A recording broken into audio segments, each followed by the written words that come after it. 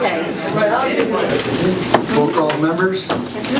Frazier? Here. Farwell? Here. Clark? Here. Stammel? Here. Kennedy? Here. Overacre? Here. Bliss? Here. Marietta? Here. McCarty? Here. Wilbur? Here. Koenig? Here. Martini? Here. Lappin? Here. Shannon? Here.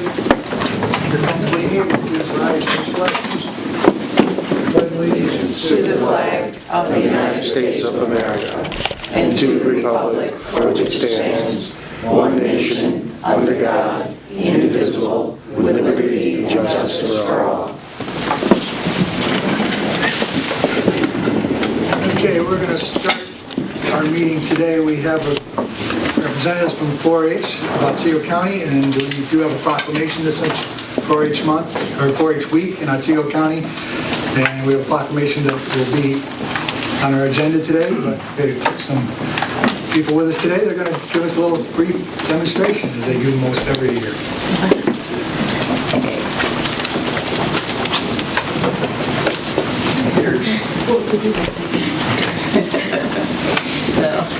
Good morning, everyone. To save time and having them all come at one time. Thanks for having us here this morning. You should have all received a packet with just some general information. There is a straw of honey, and if you know Mr. McCoy, you can thank him when you see him for your straw of honey. And he also has a great educational display if you're ever going by with kids of all ages. You can see the bees. I tried to bring some live bees today, but I was discouraged from doing so. Carol said, no, not a good idea. So this morning, I don't know if you had a chance as you were coming in, there is a display, and I think that Hannah's going to share a little bit about her bee project. It's new in 4-H this year. So I'm Patty Zelmer. I'm the director of the 4-H program here in Otsego County. And what I'd like to do is just take a couple, not even a minute, to make the connection.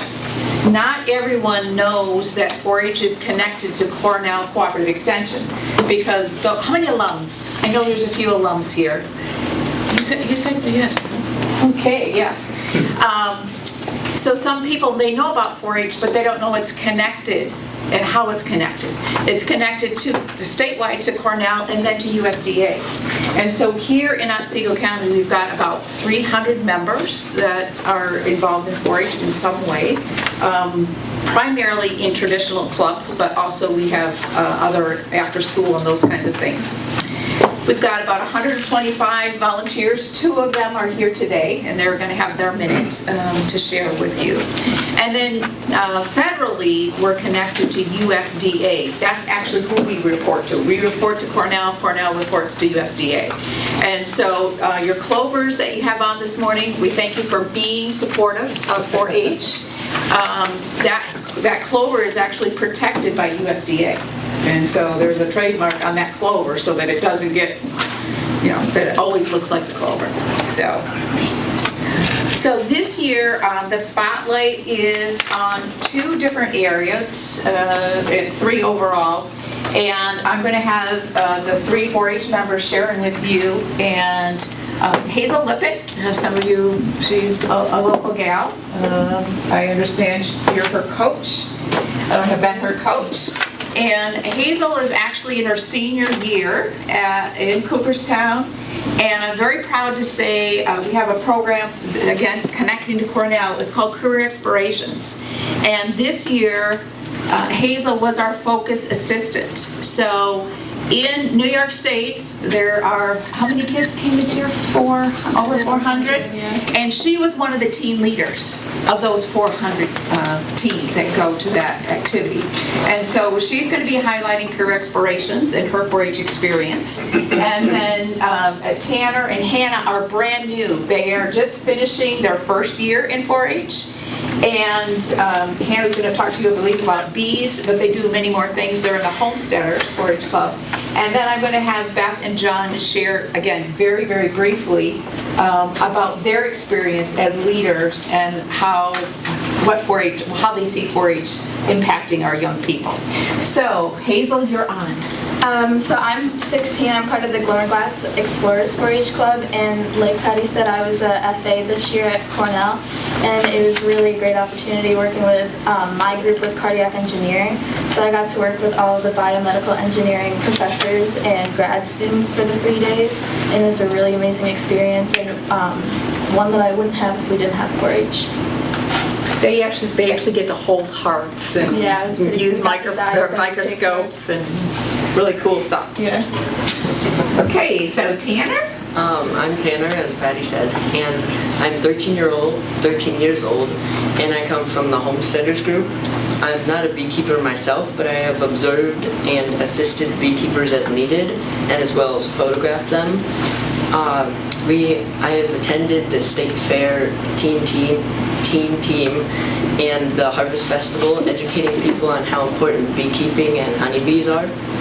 And honeybees are very important because without them, we would face a food crisis. And yeah. And there's actually a poster on the table that shows if there weren't bees, what it would look like on the shelves. Okay. All right, I'm Hannah. I also come from the 4-H Homesteader group. I'm 13 years old, and our club was actually the first ones to do beekeeping through 4-H. But my experience started 5 years ago when my parents actually got their own apiary with rescued bees. And I saw that beekeeping was available through 4-H, so I took that opportunity. We started off by attending bee meetings from the Leatherstocking Bee Association, and I noticed most of the people there were older, and I realized that some people, younger people, are going to have to take over and carry on what they started. We started off with 2 nukes that grew into 2 beautiful hives. We have 1 Russian and 1 Buckfast. We got some honey, we made candles, and various other things with their wax. Next weekend we are doing a bee removal at the SPCA, and we are going to donate the honey, if they survive the winter, to the SPCA so they can sell it for the shelter. You may have seen them on All Otsego this last weekend. They were when they started removing the bees. So I saw a couple pictures online. I'm not sure if those were your pictures, Jim. But Yes, ma'am. So you probably don't recognize Hannah because her suit is in the back. I asked her to wear it today, but you know, she said no. She's a little shy about that. So, Beth? I'm Beth Bartlett. I am a volunteer for Otsego County 4-H. And I just want to say what a great opportunity 4-H is for our young people to come into a program where they can go in and study areas, develop interests, and also grow an existing interest. And also, Hannah and Tanner going to the state fair as part of the team get a unique opportunity in a casual atmosphere to interact with the public and exchange information and also grow their public speaking skills. John? I'm John Bartman. I'm a little older than 16. But I've really enjoyed working with the young people too. They have a lot of energy and they just need a little guidance and channeling it. Patty does a great job with that and guiding them along with the thoughts that they would like to do with projects, hands-on learning, and it really challenges them and expands their knowledge and abilities by being involved with all these things. Going to the state fair, not just demonstrating, but also really teaching everybody that they come in contact with and teaching here. This might be one of the most terrifying experiences of their lives here, to meet the county board and to talk in front of the county. But it's a great opportunity for them as well.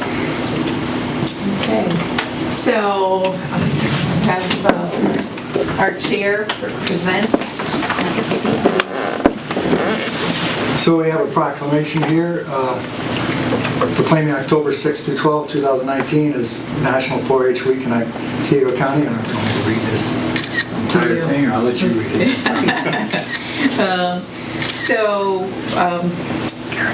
in the interest of time, you are proclaiming National 4-H Week. It actually starts next week. It's the first full week of October.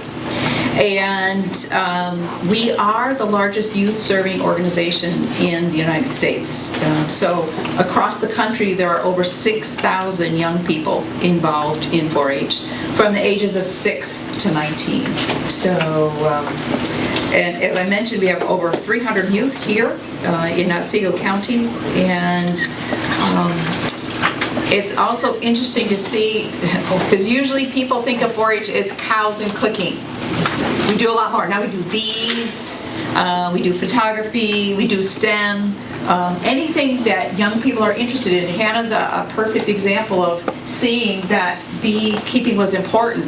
I actually had to negotiate with Cornell to do bees because they're dangerous.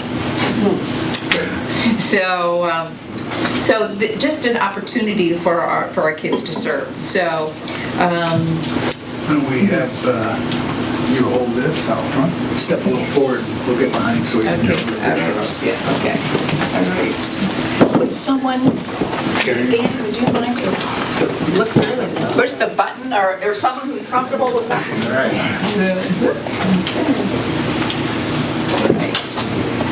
Three, 1, 2, 3. Can everybody see Danny? 1, 2, 3. All right, thank you. Great, thank you. All right, thank you. So thank you. Thank you for giving us the time this morning to be on your agenda. I know you have a full one, and you experienced here firsthand the building of confidence. And Hannah and Tanner, as I said, are brand new. Hazel's practiced this for how many years? 8. 8 years. Wow. She's practiced doing public presentations, often under Beth's direction. And to see in 8 years or in 8 months the youth development that happens in these opportunities. These two were so shy when they went to state fair. And by the end, with John and Beth's help, they were going out and bringing people in to tell them all about bees and the importance of bees. So thank you for supporting this program, and have a good day, and thanks for being a supporter. Thank you. Thanks for coming. Yay.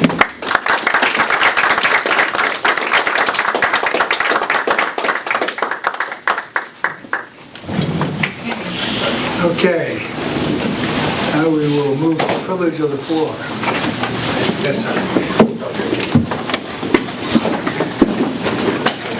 My name is Edward Doyard. I live in the hamlet of Welcome in the town of New Lisbon. Good morning, everybody. Sometimes we have to look to the past to see the future. It's something I've often said. A simple thing that came into my mind, a simple experiment back when I was in school.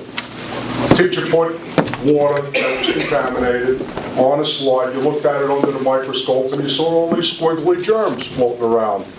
Now he put it on a piece of copper. I don't remember the time frame, but after a while, there was no germs. The copper killed them. The schools, a lot of public institutions and everything back then, what did you have? You had brass or bronze doorknobs, push plates and everything else. If it worked in killing the germs, why did we get rid of these things? Why did we go to something that everybody has to wipe down in order to make it safe? It's just a little food for thought. The next thing I'd like to address is putting in this, what do you call it, county supervisor, not supervisor, county manager. I made a mistake with that. The county manager. We're adding another body to the exploding amount of people that we have to run the county. The population, I don't know in Otsego County how much it's dwindling, but I just heard recently, New York State, 277 people a day are moving out of New York, going to more tax-friendly areas. Now, sooner or later, who ends up paying for all of this? It's not that you're paying a salary and benefits, it's that you're paying a future pension plus medical benefits and other things in the long run. I mean, what do you call it, the heads of the various departments, they're the ones that keep everything humming and running good. They have to go under your guidance and your advice. You all have the final say-so. The system works. Why do we want to go and introduce another faction into this that's going to cost us taxpayers a lot more money? Plain and simple, you know, that's what it comes down to. And now you have that person in for a while, they retire, now it goes on and on and on and on and on. Why do we really need this venue? I can't see the necessity of it. And with the governor throwing on all the unfunded mandates, the last I knew there was at least 9 of them that us taxpayers have to pay through the county level to make the governor look good when he gets in front of the news media, which he loves to do. So, you know, come on, you know, where do we end with this? I can't see the sense of this. Please give it a lot of thought. You know, if you have your heart set on it, by all means, appoint in-house. Don't bring somebody in from the outside. Appoint in-house. Look at how many multi-millionaires and billionaires, they never finished college. Some of them, they didn't even finish high school. And look at how successful they managed to be. It's all up in here, and it's what you learn on the job. It's not necessarily what you're learning in school. Thank you for your time. Thank you. Anyone else? Yes, ma'am. Good morning, everyone. My name is Maria Agello. I had my home taken at an in-rem foreclosure, and I see in this agenda, the last resolution, you are allowing another purchase of an in-rem property by resolution, full board vote. That is all I have ever asked for. A review, a resolution, and a full board vote ethics review on the sale and transfer of my property. But why am I being discriminated against? This is my 60th time here. I am requesting the vacating of that sale and the return of my home and land at 104 Filburn Road, Richfield Springs, for taxes due. Now, to the workplace. It was stated in the September 17th, 219 Public Works Committee minutes that work on the renovations on the 3rd floor were stopped due to an asbestos disturbance. What exactly is this asbestos disturbance? I am requesting written documentation as to the severity of this disturbance and what measures are taken for abatement. I am also requesting written documentation that it is a safe workplace and environment on the 3rd floor of 197 Main Street in Cooperstown. I am amazed that no one was told. I am amazed that no one was warned that there might be an issue. We know that there's asbestos on the 3rd floor. We know that there's issues with the floor, in the ceiling tiles, and yet no one was told. We have children, infants, pregnant women up on that floor. We're up on there. We're your employees. Where do you get the hubris to hide it? Mr. Marietta, who gets my formal written request for documentation? I think the clerk.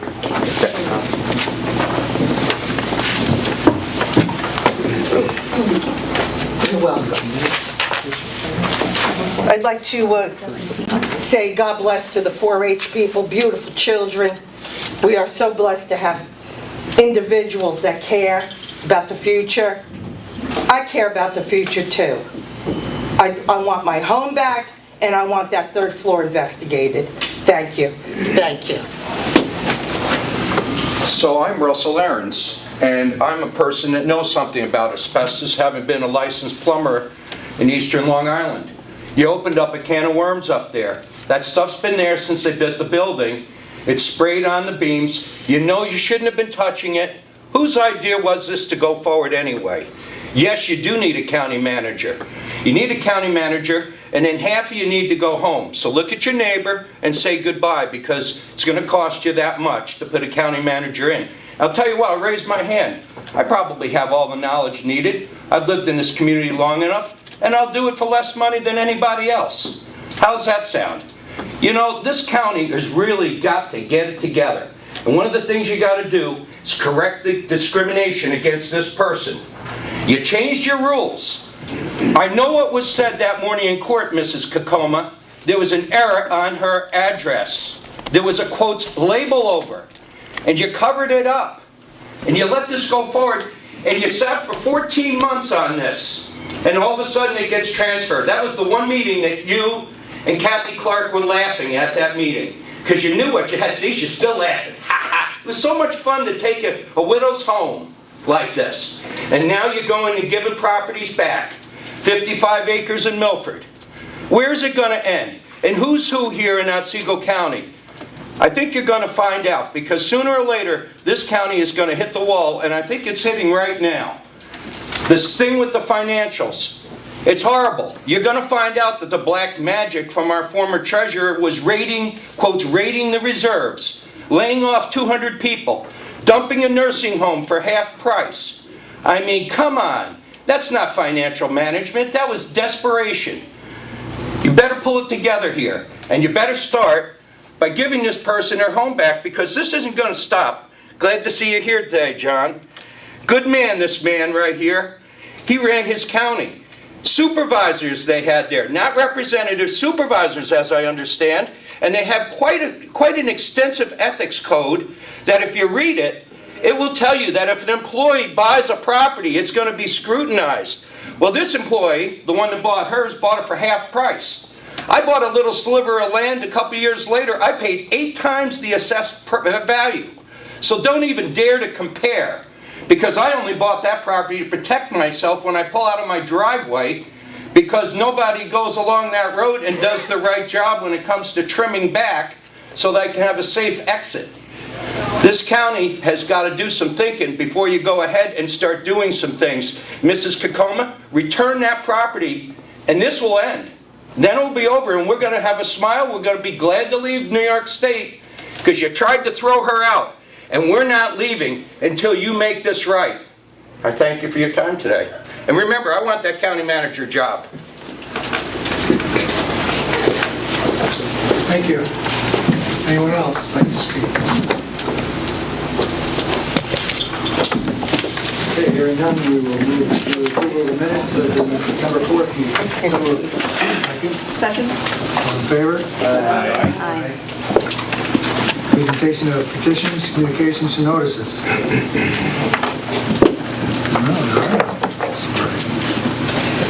Now special presentations. As you know, I try to keep regular contact with all the elected officials that represent Otsego County. And some of them asked them all to come visit us, and some of them have obliged. Last month we had Senator Seward. Today we have Assemblyman John Salka. Welcome. Thank you for coming. Thank you, Mr. Chairman. And thanks to the board. It's an honor to be here today and give my perspective on what we're doing on the state level, and hopefully to be able to get some information on what some of the priorities might be for the towns that I represent. In fact, all of Otsego County, because what's good for the towns that I represent obviously is good for Otsego County as a whole. So I'm inviting these representatives here to give me their wish list, if you will, for what we might want to, what they might want us to address in the upcoming legislative session, which starts sometime around the first week of January. We're starting to get little smatterings on what's going to be going on in January in Albany, and you know, it depends on your perspective about whether or not you think it's going to be good for our upstate communities or whether it's not. You know, we're looking at a big deficit again, this time anywhere from a $5 to $7 billion deficit is what I'm hearing. That's going to be problematic in trying to close that kind of budget gap. revenue is going down because we see a lot of businesses and people, private citizens, tax-paying citizens leaving New York State. So, we're concerned that there just might be a perfect storm at one point or another with regards to being able to meet our obligations.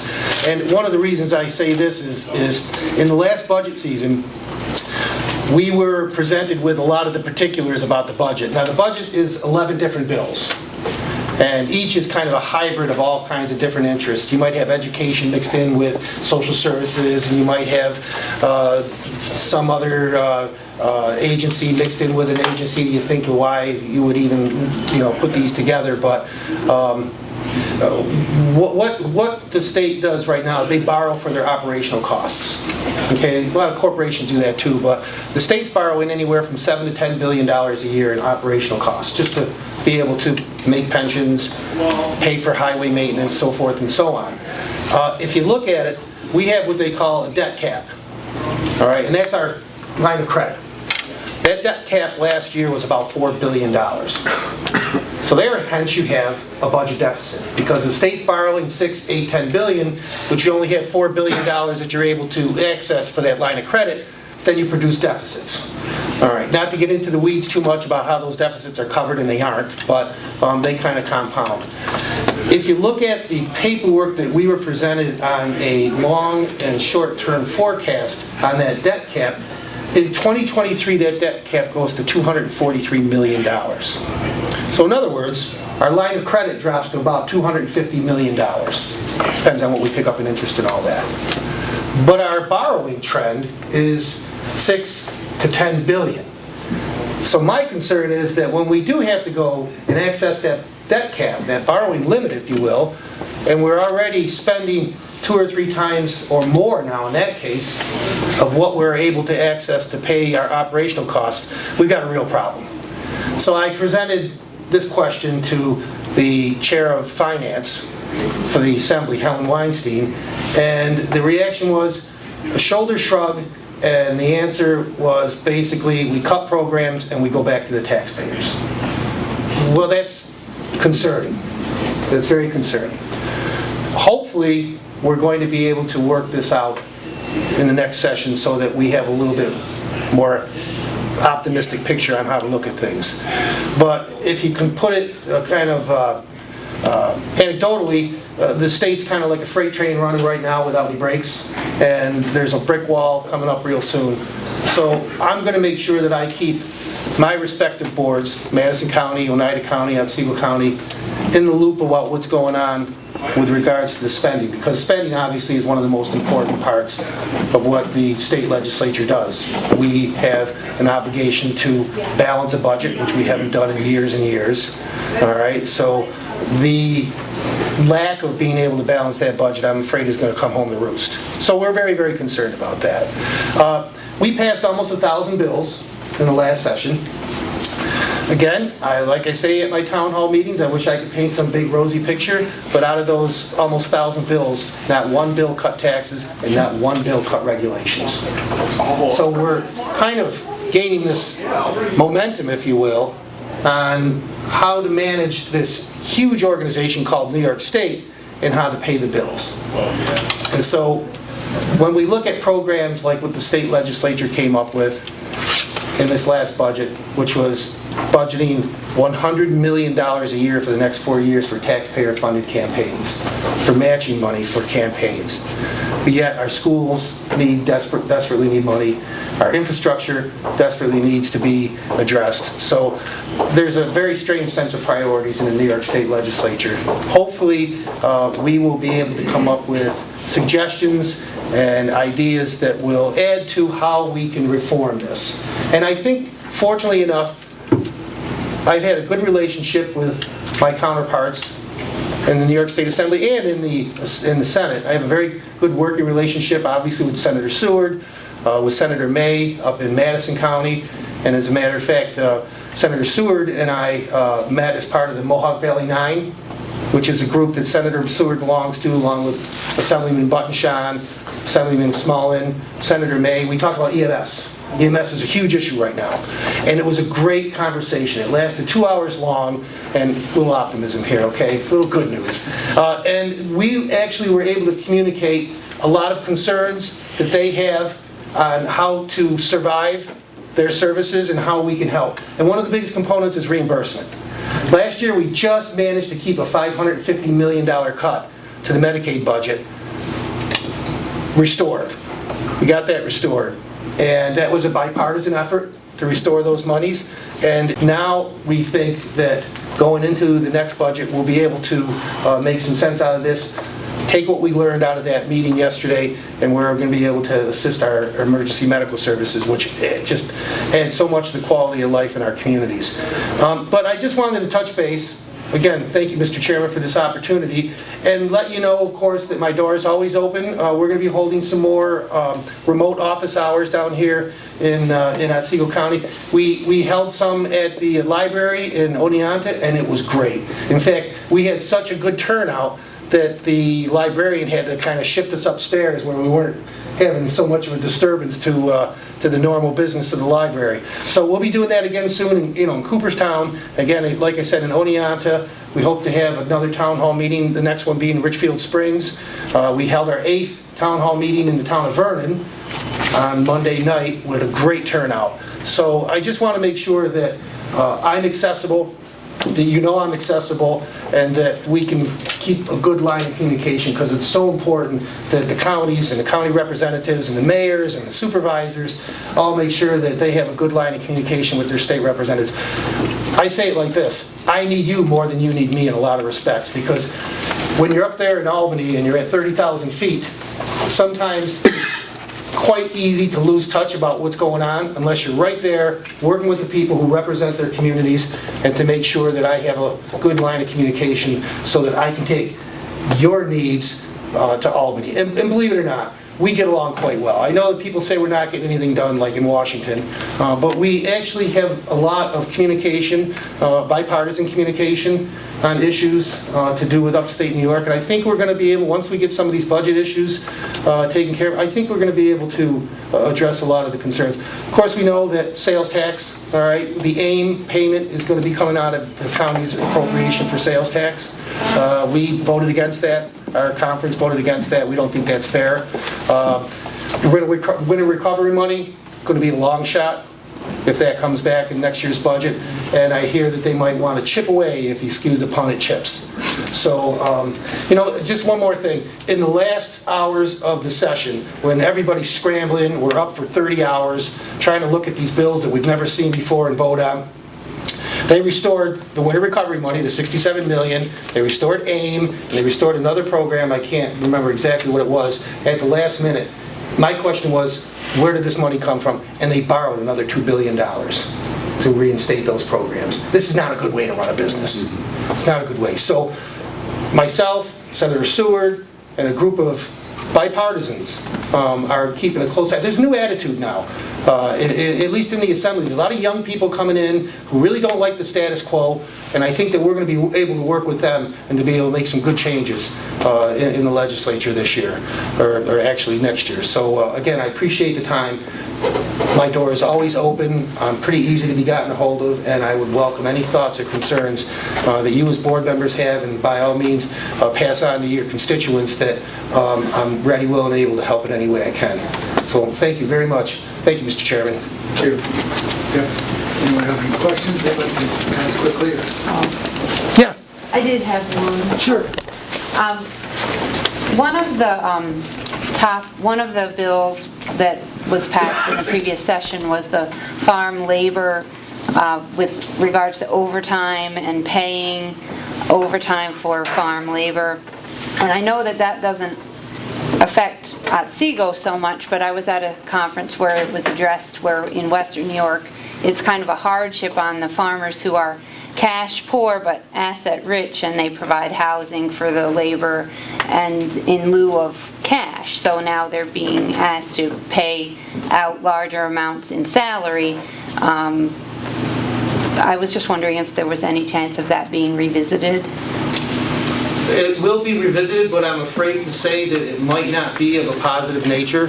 One of the components that was written into the bill was in 2020, there's going to be a labor committee, a farm labor committee that's going to meet to review the particulars and the effects it's had on agriculture.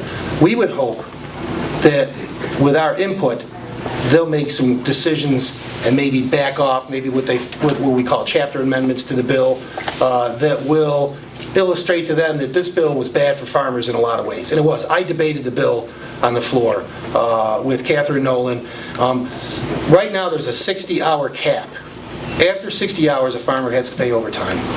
We're very concerned, and we're hearing through good, reliable sources, that when this Farm Labor Committee meets, they're going to lower that cap even more. Catherine Nolan wanted it to be 40 hours.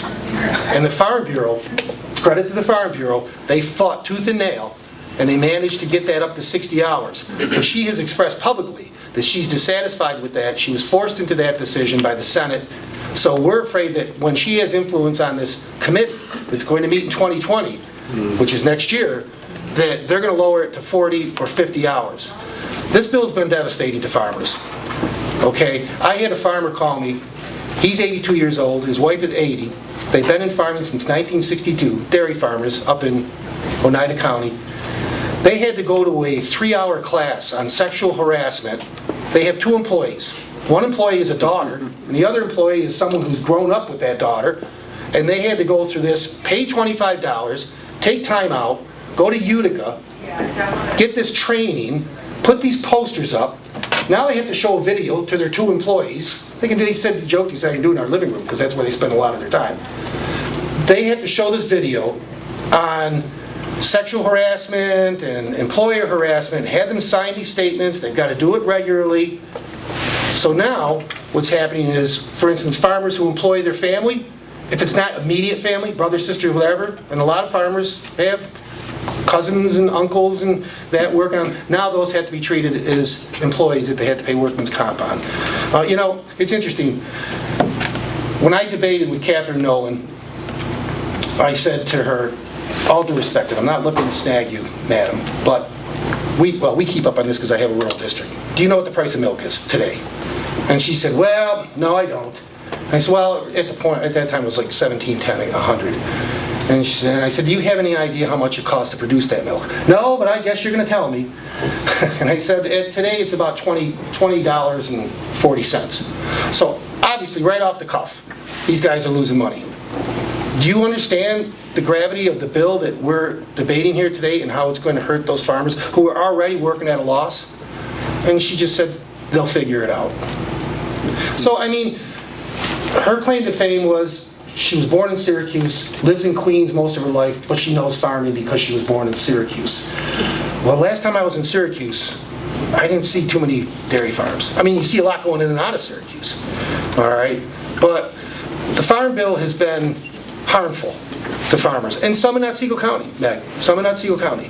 And so we're very concerned that these bills, another one that came up was the vaccine bill. I'm getting calls, my office is getting calls all the time now from parents that are just near hysterical about now their children aren't allowed in school. Now there's a vagary about whether or not that child, even if they've been vaccinated, all right, whether or not they got vaccinated in time. All right, what in defense of the schools, they're being overly cautious because the bill was written with a lot of ambiguities in it. As a matter of fact, before I came into this meeting, I met with my chief of staff on the phone. I said, get me that bill in front of me today because we need to study that bill again. Because a lot of parents, and here's another issue to do with the vaccine bill. Potentially 26,000 students are not going to be allowed into New York State schools because of the vaccine bill. That's 26,000 students that are not going to be getting aid. Schools aren't going to be getting aid for. And if there's a parent who can't send their child to school, a single parent if you will, who can't send their child to school, who can't set up a home education program, in 30 days they're charged with educational neglect. And they're turned into Child Protective Services.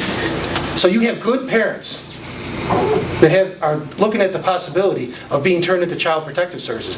And I got a call from a member of the special needs community, people with special needs, children with special needs, who statistically have a higher rate of exemptions And their programs, their IEPs, their individualized education programs that require services like PT and OT, all right, and speech therapy and all that, now the schools are going to have to deliver them at home at 4 times the cost of what it would be to deliver them in the facility. So school superintendents are calling me now and saying, what do we do about this? This wasn't in my budget. I've got this child, autistic, that needs speech therapy and physical therapy, and now we have to have the therapist go to their home. And this is killing our budget. So a lot of these bills are dealt with unintended consequences. So hopefully the positive spin on it is we can take these cases of where it's causing undue angst and anxiety, and good parents, we can take this back in the next session and see if we can kind of tweak the bill a little bit, but I don't hold out a lot of hope. Thanks. Yeah, Dan. Back to the EMS crisis, I'm sure you're aware one of the points that would relieve a lot of that stress immensely is passing a bill to allow fire districts to bill for ambulance services. We spoke about that in particular, and there were a lot of little side issues, like for instance using fly cars to save money and things like that, but mostly it was focused on reimbursement, allowing a lot of the services to bill, and giving, like, for instance, if I have to utilize an ambulance service and I bill my insurance company, that insurance company makes out the check to me. Well, guess what happens with a lot of times? A person cashes a check and they go buy groceries, or they go do whatever. We want to introduce a bill that would be a dual signature bill. It'll have to be signed not only by the patient, but it'll have to be signed by an assigned treasurer or someone who's an officer in the ambulance corps. So we're going to be putting a bill forward on that, and Senator Seward is going to be doing that on the Senate side. Why is that? Because when an insurance company pays a hospital or medical bill, it doesn't go to the individual. No, it doesn't. And see, that's the quirky thing about EMS, is they have to operate under a whole different circumstance. And so we're going to be putting a bill forward, a number of bills forward, and one in particular is going to be a dual signature bill. We should be able to get it through. Insurance companies got big lobbies, though. For some reason, they're against it. I don't know why they would, because once they cut that check, who cares where the money goes? So, but yeah, we'll be working on a bill, Dan, for that in the next session. So, and it looks pretty good. We might get some good sponsors on it. I just wanted to follow up on a conversation we had at our last board meeting. We're debating about instituting the 5-cent paper bag fee. And currently that paper bag fee, if we institute it here in Otsego County, would be split between the county and New York State. But we would be restricted in using that money only to purchase reusable bags. And what we're hoping that through especially your position and the other elected officials like Senator Seward, that we could ask about kind of widening the use of those funds for recycling programs, because right now our recycling costs are a huge expense for the county, and they're continuing to go up. It's a whole different issue. We've just had to institute a per unit fee for our electronics. And then the per tonnage fee for recycling is, it has increased in a matter of 3 years, where we were getting money, obviously, for our recycling, to we're paying, I think, $75 a ton at this point. And it's a huge expense for our county, for any county.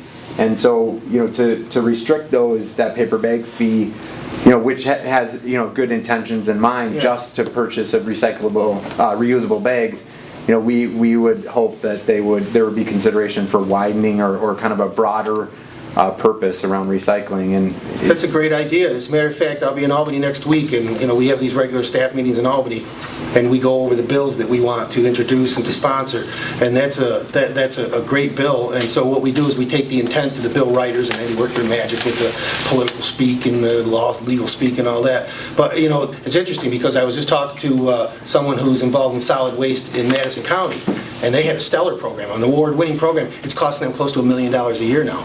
The market fell out. China's not buying our recyclables, so you have a different dynamic now. I think that's a great idea, and I'll tell you what, that will be a topic of discussion on what bills we're going to now talk to. I'll reach out to Senator Stewart, because of course we always need a sister bill, on the Senate side, and I'll be discussing that with him. I think that's a good idea. Yeah, counties should be able to, especially with the new scenarios, if you have, if you will, with the market, with the recyclable market. Counties have got to be able to draw those funds from somewhere else. Good idea. Yeah, we'll discuss that, and I'll let you know how we do. In fact, we'll have the bill usually by, from what I understand, around mid to end of November. The bills that we want to introduce, we have our bill numbers assigned by then. Okay, so hopefully we could write something like that up and get a bill number assigned to it. Yeah, and I can almost safe to say most counties are in the same boat. Right. I bet they are. Good, thank you. Yeah, this is perfect. This is exactly why I wanted to reach out to folks like yourself. So I have a question about the possibility of chapter amendments to some of the criminal justice reforms that came through.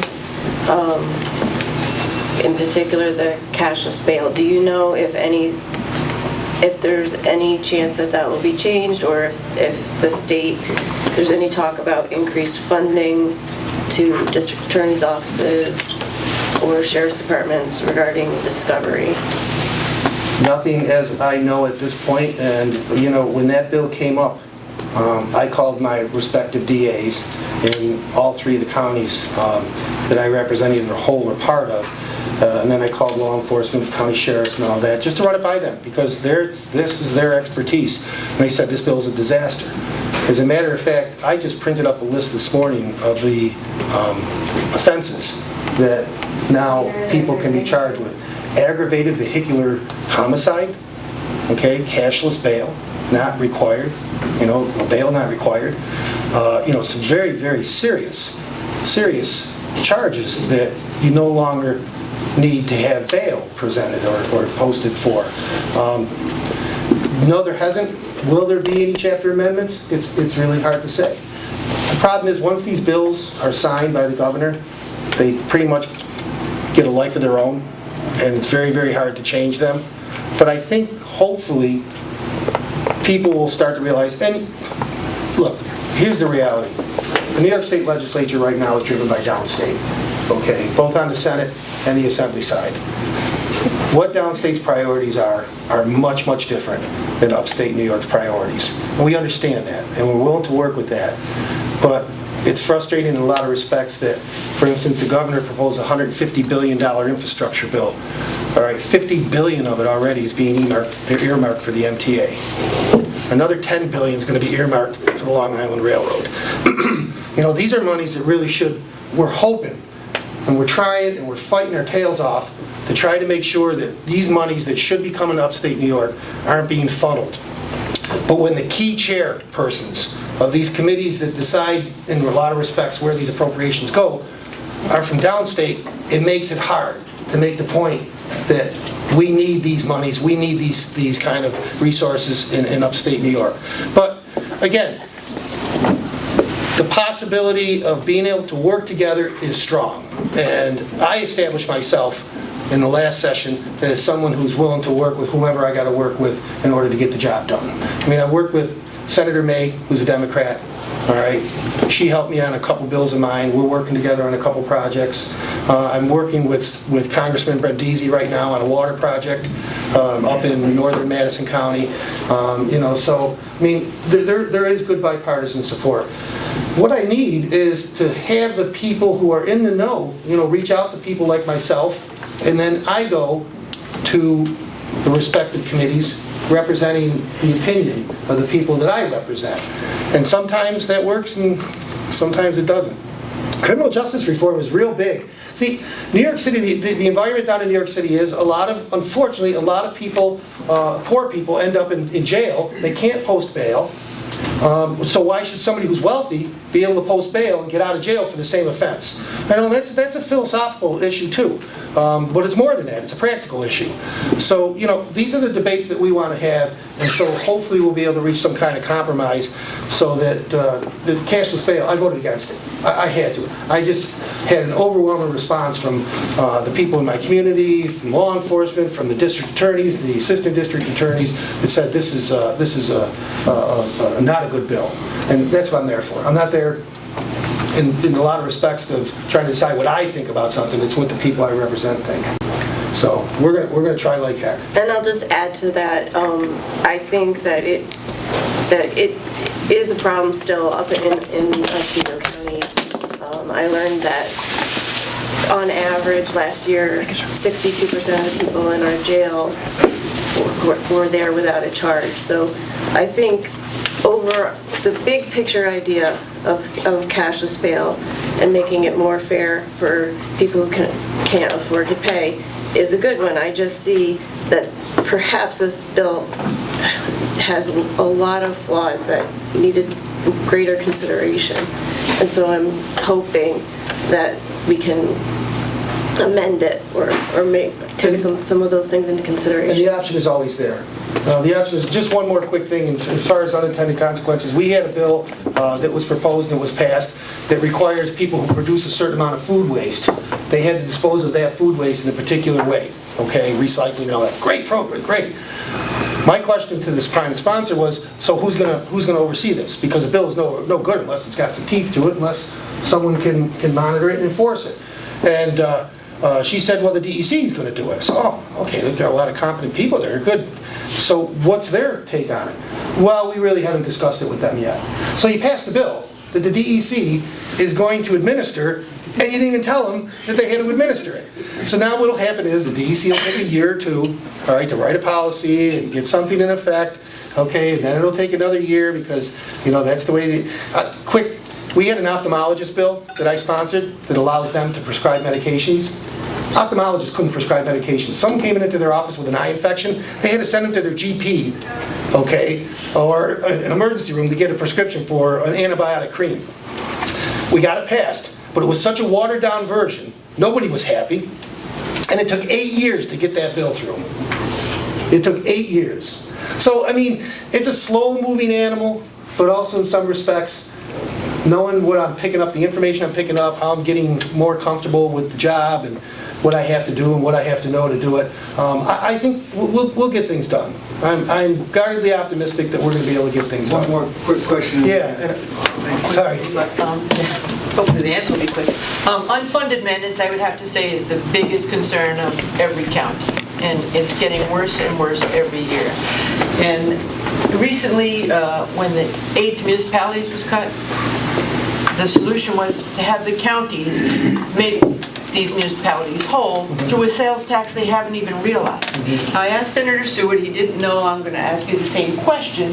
Under what authority does the state co-opt our sales tax and demand that we pay for a certain service with it? But they really don't have the authority. So therefore we shouldn't have to? No, they don't have the authority. As a matter of fact, if you look at the New York State Constitution, and I look at it, I'm not a lawyer, but I sometimes have to read things 2 or 3 times for it to really soak in. We really shouldn't even be passing a state budget without taxpayer referendums. $175.6 billion was spent, all right, in this past budget. Was appropriated, was approved. If you look at the New York State Constitution, we're not supposed to be doing that. The taxpayers are supposed to be doing that through referendum, okay? But they've never done it in years and years and years. So, Kitty, I think that the point is that they really don't have the authority, but that's something that's never really kind of stopped them before in the past. Right, they might have to. The other thing is CAFA, Council of First Appearance, and the burden that it puts in the rural areas for lack of criminal defense lawyers and stuff. Sure. And I don't think that was taken into consideration at all. And we have a finite number of lawyers here that are willing to do that. And I'm wondering if the legislature considered, as they do for teachers to practice in rural areas where they relieve part of their college debt, to do the same thing for law school graduates, to relieve part of their college debt based on years of service in a rural, economically deprived area. So I think that's a good idea. I think it would solve a big problem. Again, this is where we get the ideas on how we might be able to kind of tweak these bills a little bit, because a lot of them really have a good intention. But when you start to look at the unintended consequences, sometimes it almost overshadows the intent of the bill. So that's something that I can take to council, all right, when we sit down, again, to write bills. And I'd be glad to introduce something like that as a bill and talk to Senator Seward about it. Thanks. Thanks. Again, I did mention it to Senator Seward. Good. And I'll see Senator Seward right along. So sorry it took so long. That's all right. Thank you. I appreciate you coming here. It's a lot of good information. Thank you, Mr. Chairman. And again, please get a hold of me for anything that you might need me to take a look at. Thank you. Thank you for your service. Okay. Standing committees, Public Works, Representative Holbrook. Thank you, Mr. Chairman.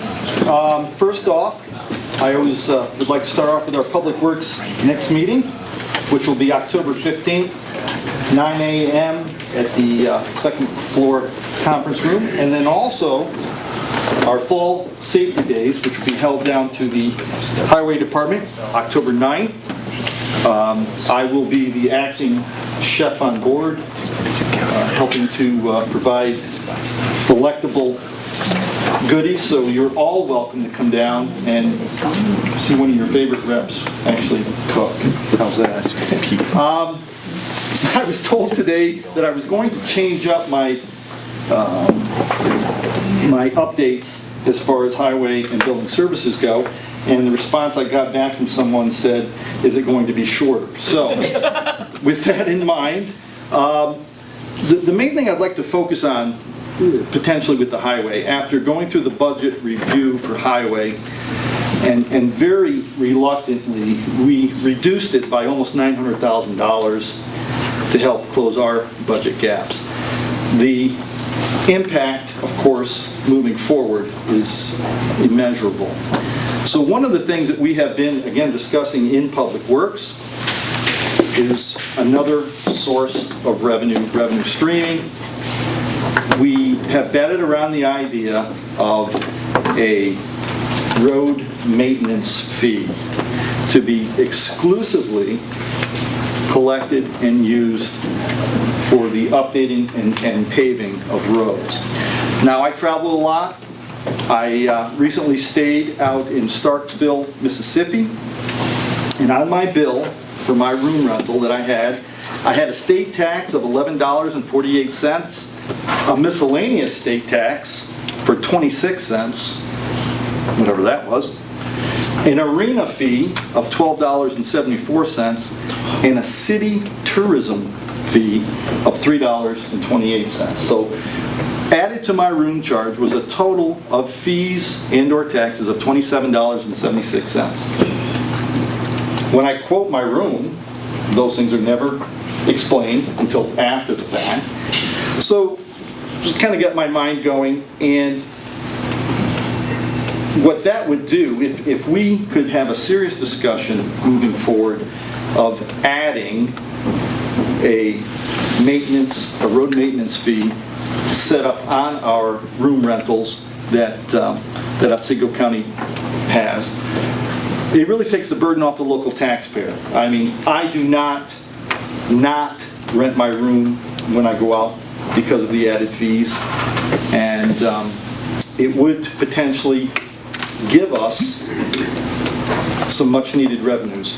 I did some quick calculations, and I just picked $1 million. Now, $1 million sounds like a lot of money until you get into highway, the pavings, and so on. So $1 million would actually gain us about 9 miles of paving a year. Now, we have 475 center lane miles. We go out one way, 475, we come back 475. So 9 miles compared to that is really a pittance. Although if we were to look at doing some oil and stone work, it would gain us, $1 million would gain us 70 miles per year of road maintenance. Currently, our roads are on a 15 to 18 year cycle for being either looked at and or repaired. So even just $1 million coming back in, set up, it would put us on about a 13-year schedule, reducing it by almost 5 years. Now that may not sound like a lot until you start looking at what it would do for us. So one of the things moving into, and we'll wait again till after the elections, things could potentially change with committee assignments and personnel, but the Public Works Committee as it was set up now, I would love to retain due to the way that we have worked well together. We've addressed some of these issues, and this is a big one, I think, on our plate moving forward, that as Chair of Public Works, I'd like to see us get some sort of conclusion to. Whether we can legally do it, whether we can't, how do we set it up. I looked up basically how the governments are supposed to set up these funds. Being a restricted fund, it would, if the fund balances came in, it can only be used for certain things. We as a committee would look at the fees, projections, how they're used, how we set them up, things of that nature. So there's a lot to be worked out, but I'd really like to have that discussion ultimately with the legislative board, moving forward. Quickly under building services, we are in the midst of our jail renovations. I attended a meeting down at the... To spend $7,000 more on more equipment to bring the election up to handle early voting, and we approved that. And also, we spent a good deal of the rest of the meeting discussing county governance, with the discussion of creating a position of county administrator from a civil service perspective, and that got quite complicated. As we've been learning, many of the things that we come across in our discussion of county governance offer many avenues for further discussion and further learning about our role as legislators and our history as a county board of representatives, which actually did make the NISAC daily list of news the other day. Greg Klein's article on us being a county board of representatives and how that we maintain the weighted vote because we represent towns, similar to a board of supervisors, but we are representatives, not supervisors. So it was very interesting, and this has all come up during our discussion on county governance. Also, we examined an organizational chart that Representative Farwell brought to us that kind of gave a schematic of what that new dynamic might look like. Our next meeting then is October 8th at 9 a.m. and our next governance meeting is 10/29 at 9 a.m. followed by a 10 a.m. NISAC presentation and training. Our governance meeting that we met on the 24th was devoted to building out the description of the job description for a county administrator, and I do believe that this was shared by email. Did you put that out to everyone? No, Penny's still working on it. I talked to her yesterday. Okay. She hasn't approved Okay, so look for that to come to you in your county email inbox. While I'm talking about IGA, I wanted to mention that I attended the DMCOC meeting on September 12th, and that's our tourism marketing agency of record, and we have been contracting with a group called All the Rooms, which is a data mining company that brings in data on the hotels and inns. It's B&Bs, it's Airbnbs, it's HomeAways, all of those type of home-based occupancy, the numbers for that, and they actually were able to provide the county with all of those, but not in a really super workable way. So we talk a lot of times about how much bed tax is going uncollected.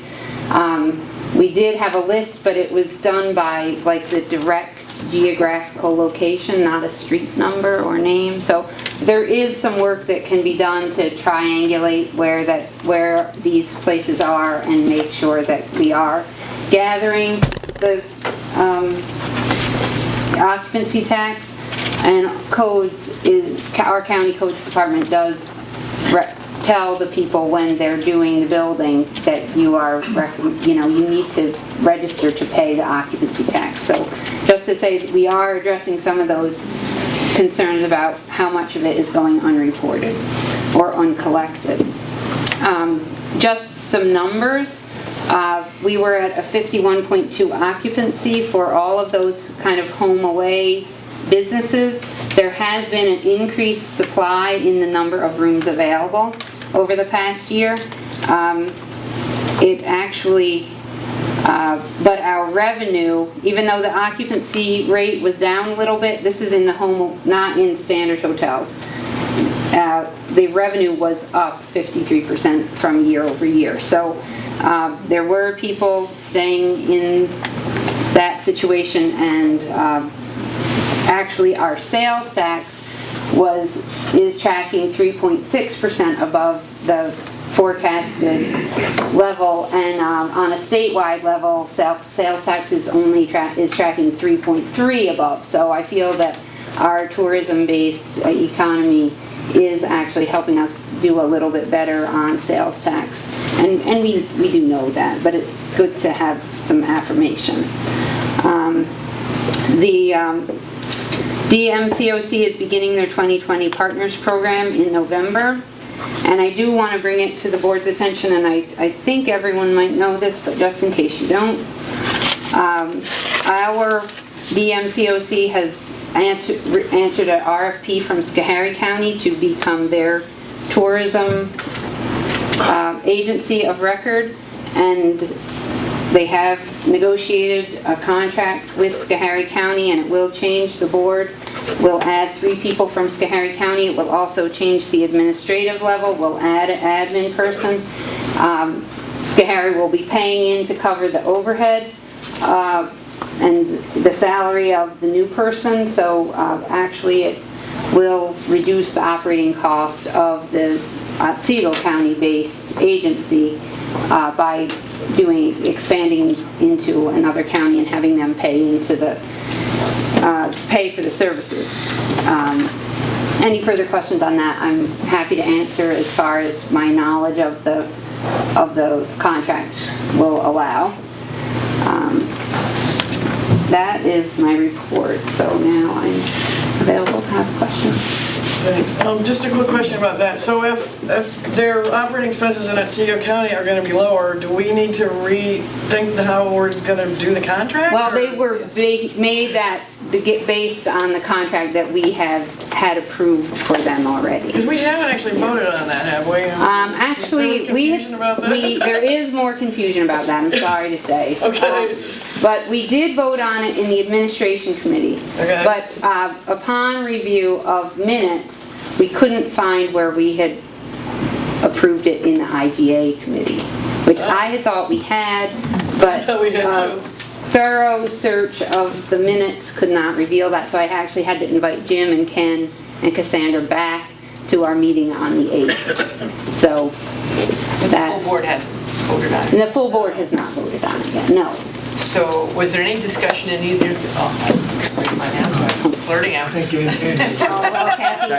can ask her question, I'll go ask her. Go ahead. It's kind of in the same line, so. Yeah, so was there any discussion in the revision of the contract? Because there were some things when we originally set it up, that I think we should really be looking at now is,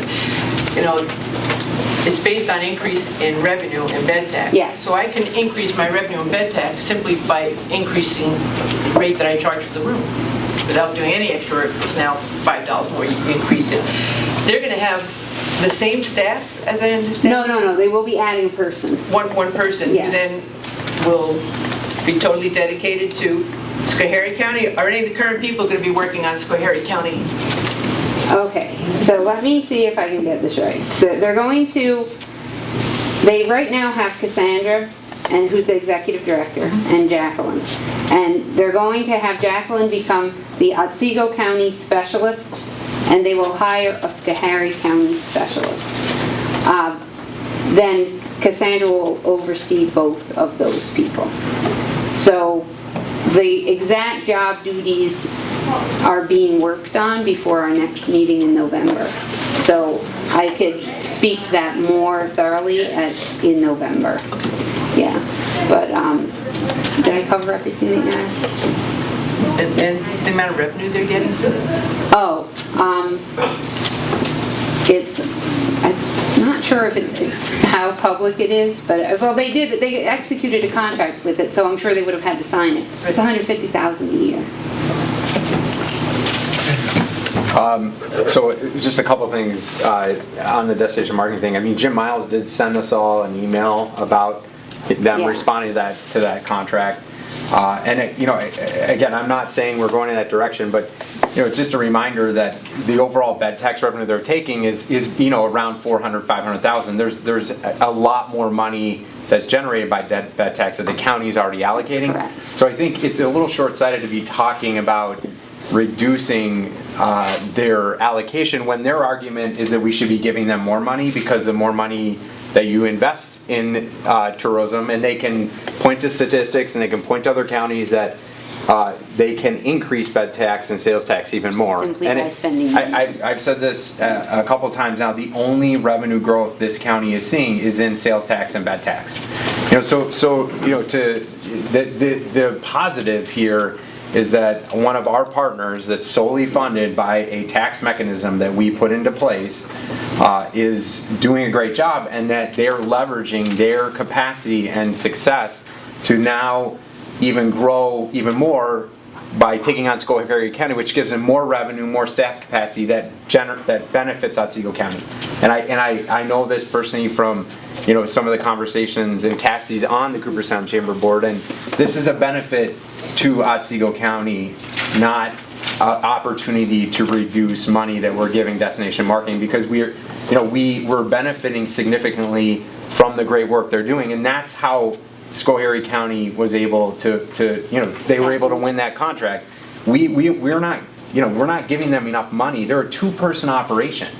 We're not giving enough money to support additional staff. So this was an opportunity for them to really build capacity and not at a cost to Otsego County. So I just want to be careful about the way we're looking at this partnership, because we continue to have more of a negative perspective on our partnerships, Susquehanna SPCA, destination marketing. The board felt that it was a win-win for both. Destination marketing. Destination marketing. Yeah, I agree. Absolutely. And I did forget I left them in the car, but the handouts that show to ever increasing upward line on occupancy tax and the spend that we spend with the MCOC to hire them for their services are increasing, but the revenues are also increasing too.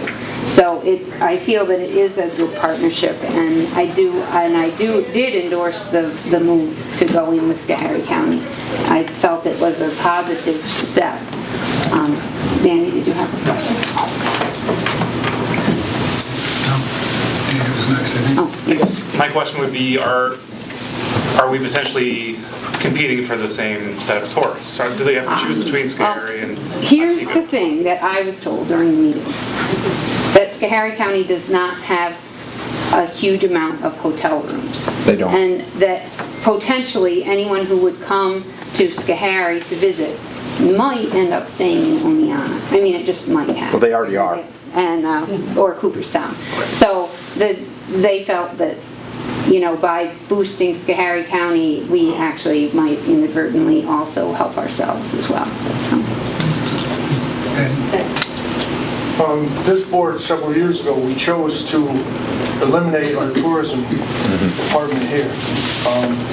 We felt that private business would do a lot better than a government-run agency, and I think that where DC Destination Marketing has taken this is proof of that we were correct at the time. And having another county want to piggyback on something that we put in process, we initiated, is just affirmation that they're doing a good job. So, congratulations to them. And then I'll just speak a little bit more about the fact that it's most likely going to result in a win-win for Otsego County by partnering with Schoharie. That tourism conference workshop I went to at NISEC, there were 3 tourism directors from 3 counties, and they had realized that working together was beneficial to all of them, because tourists don't care about county lines. And I believe that some of the biggest draws in Schoharie County would be Cobleskill and Sharon Springs, which are right on the border with not a lot of hotels. Anything else? Thank you, Ray. Human Services, Representative Cody. Thank you, Mr. Chair, and I'm not taking any questions. Come on.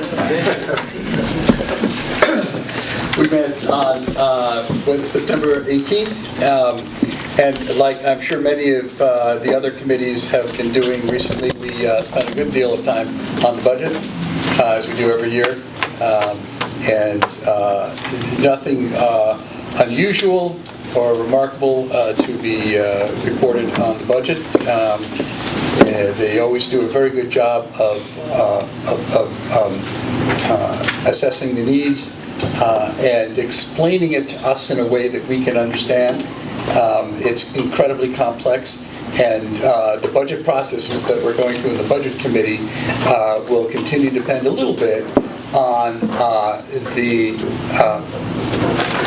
predictions for reimbursement by DSS, which are often very large numbers, and are the way the state does it. The schedule of reimbursements is almost random, and so it's always a surprise. So they do their best, and as each month in the fall goes by, they get a better idea of what's coming, and so it may be November before the final numbers in some of those big categories are set. Just so you know. Resolved to declare that the month of October is Domestic Violence Awareness Month. If you will support that resolution. Our fiscal health is good in terms of the 2019 budget.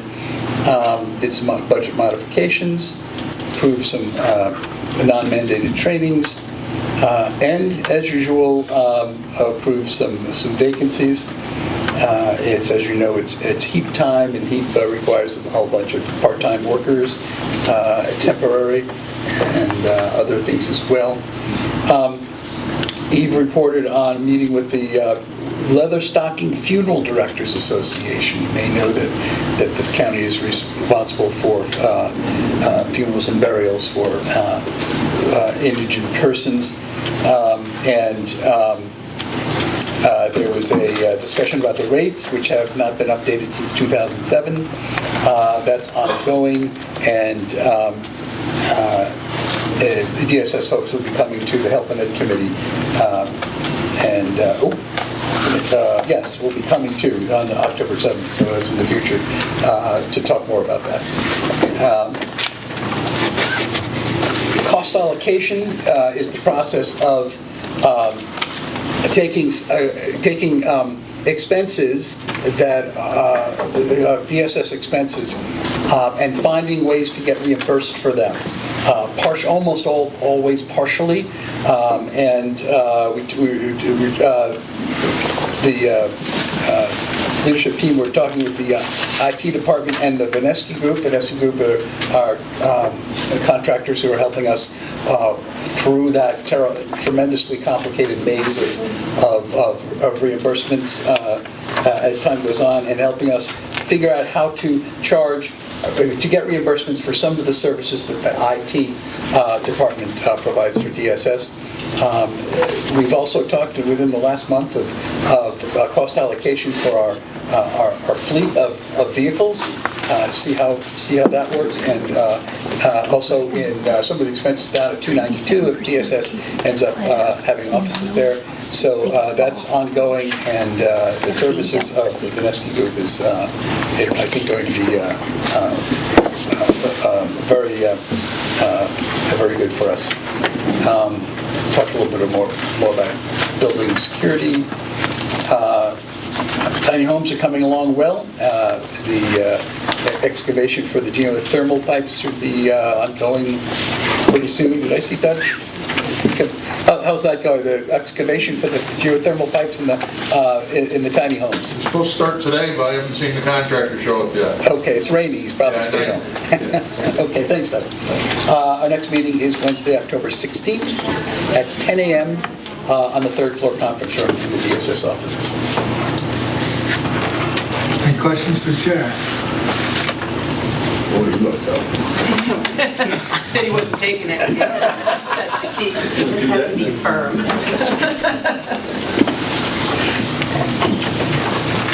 Public Safety and Legal Affairs, Representative Frazier.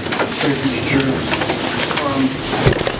We met on September 13th on Public Defender Mike Trosky to discuss funding that he's applying for. It's tribute to Alan and others. Our centralized arraignment program went into effect yesterday at the jail. Pretty much too early to give any data on that, but it's nice to get something functioning. We discussed his budget. He is anticipating a lot of savings out of the ETB program by putting public defenders in every one of our town courts. We're looking at that. Denise Oliver from Child Advocacy came in. We talked about training and contracts, approved a bunch of those and purchases. The Deputy County Clerk came in. We discussed budget with her. The only difference in the county clerk's budget this year is creation and elevation of a supervisor and an abolishment, a net of about $4,000. Our sheriff came in. We approved to start a new correction nurse above at step 2 because they had trouble keeping that filled. Approved some other purchases for him. We've appointed several individuals and designees to the Traffic Safety Board.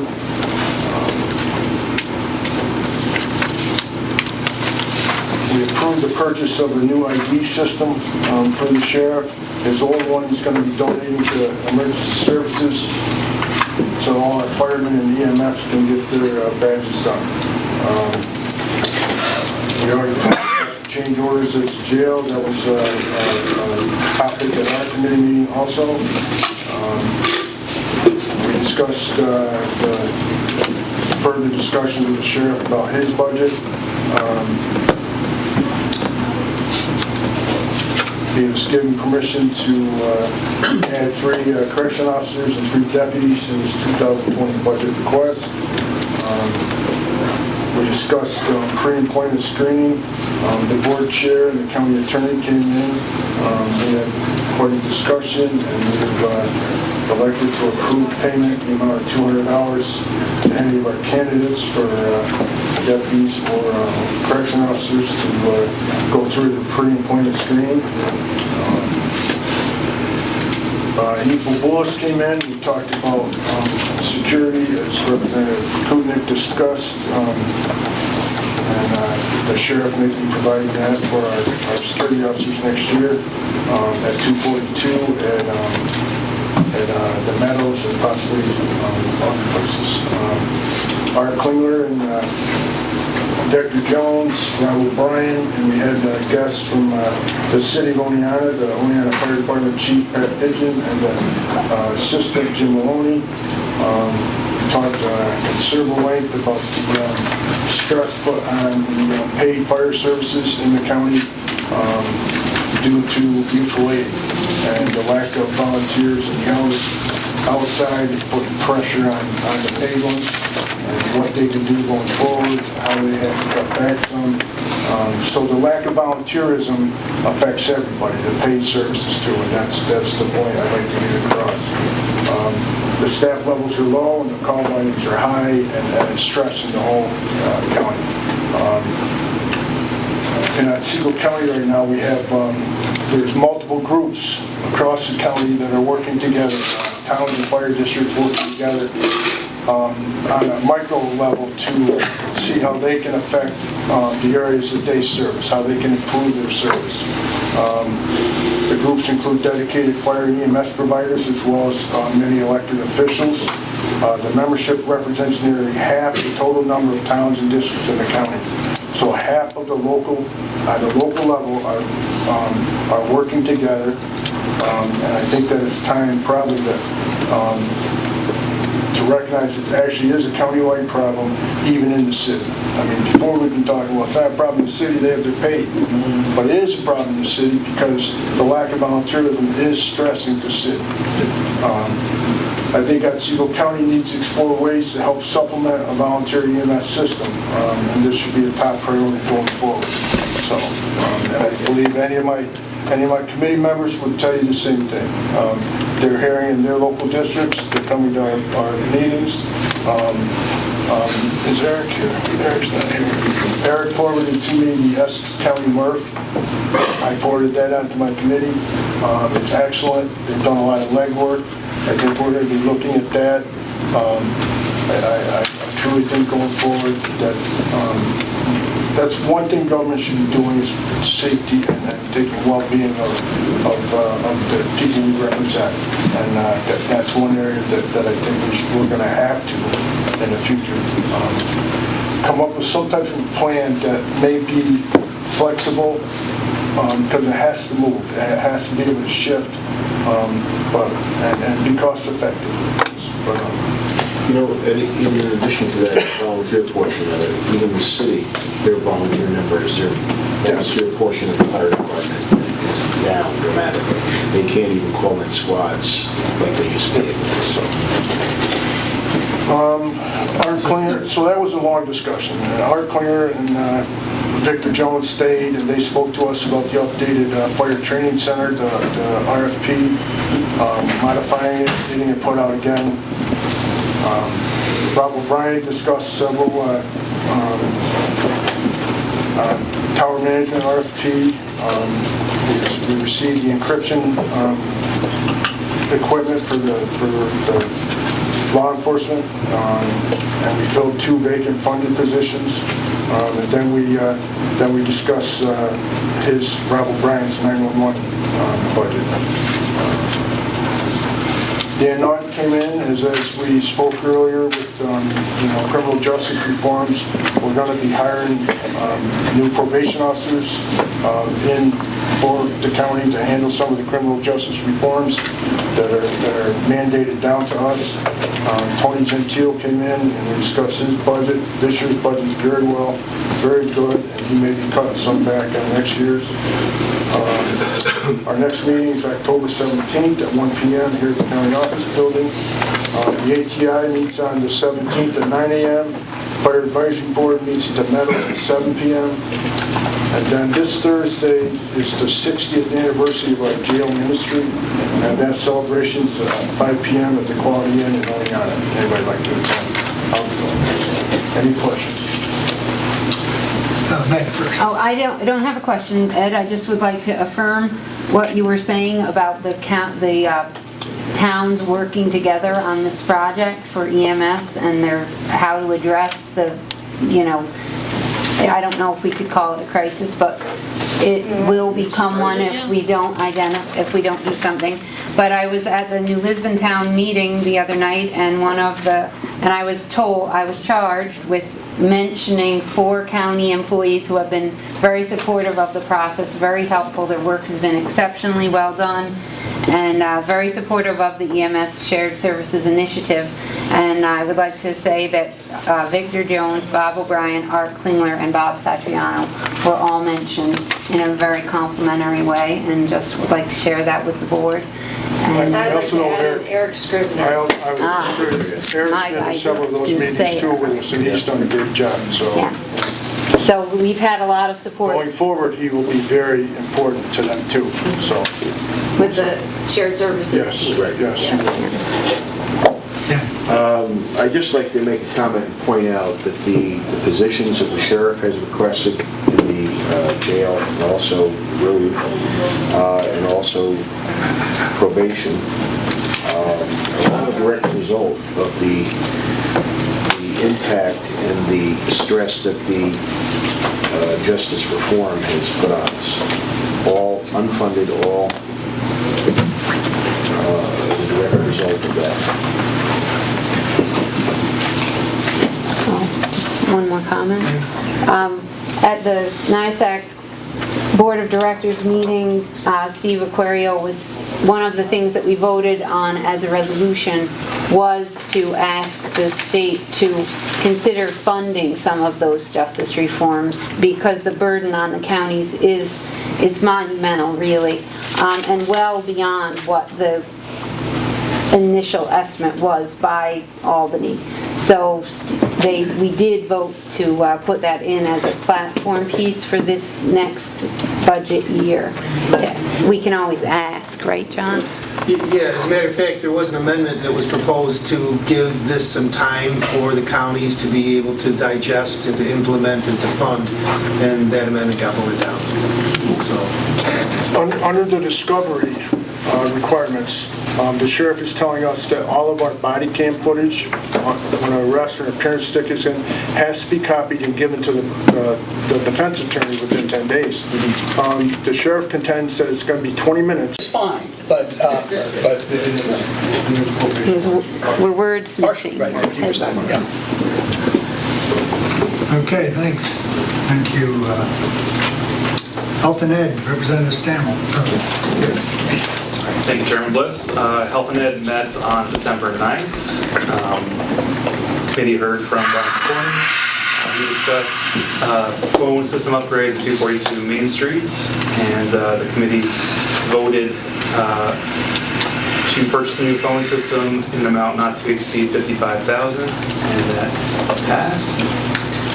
We heard from Martha Quackenbush, Community Services. We discussed with her certain position changes that you'll see reflected in the agenda today. She also got approval from the committee for a contract with Bassett's to provide wellness recovery action planning up to 10 2.5-hour sessions, not to exceed $1,200. Tammy McDonald from Office for the Aging gave us updates actually she was giving us information about an upcoming senior resource fair, which is now, it's passed. It was on September 20th, but it was an opportunity for folks in the community to hear about long-term services and supports, home care services, caregiver supports, Alzheimer's and dementia assistance, Medicare and Medicaid insurance information, veteran services, and there was a public hearing as well. And that was at Oneonta Fox Care on September 20th. Tammy also discussed with the committee a New York State grant, collaborative effort with Otsego Rural Housing Assistance to help build and install ramps for individuals over the age of 50 who need the assistance. The committee approved that contract in the amount of $11,514, and again, that's grant funded. And we discussed budget questions with Tammy. Department of Health, Heidi Bond, gave us updates on 2020 budget requests. We spoke with Don Smyers and Jim Barber from Cornell Cooperative. And you see that this is 4-H, or next week is 4-H week. The committee approved that. We looked at the 2020 budget requests from Cornell Cooperative. Same request as last month, same information as last month, no new information there. Then we heard from Jim Barber, Ag Implementation Specialist, and discussed his efforts on a number of different items.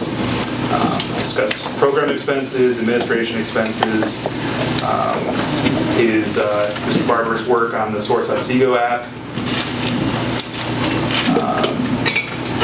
We also reviewed a draft copy of the Guide to Farming in Otsego County. It's going to be available in booklet and electronic form. And Mr. Barber also updated us that he's worked on New York State grown and certified food safety grants. He's aided 2 farms in receiving those grants, totaling about $95,000. And that was it for that date. The next meeting is Monday, October 7th at 9 a.m. Any questions for the chair?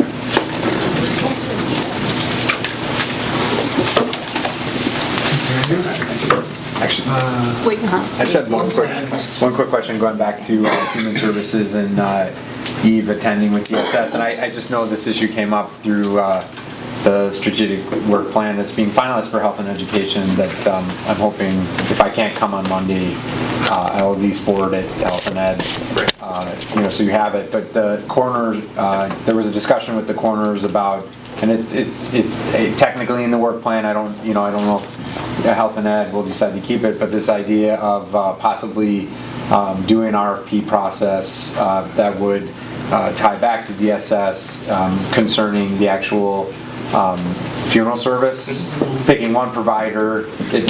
That's not probably the ideal terminology, but running an RFP, and I just wondered, are you taking that up at Health and Ed? I know it's been a topic. Yeah, I mean, that was a topic last month, not the RFP part of it. I mean, I think there are questions there in terms of, when family want to select a certain Which provider. was the argument from, I can't remember the coroner, 2 of them came, and the more long-standing one. Terry Knapp.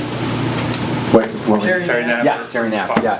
And he was making that point that, people want a community, that was his argument. Yep.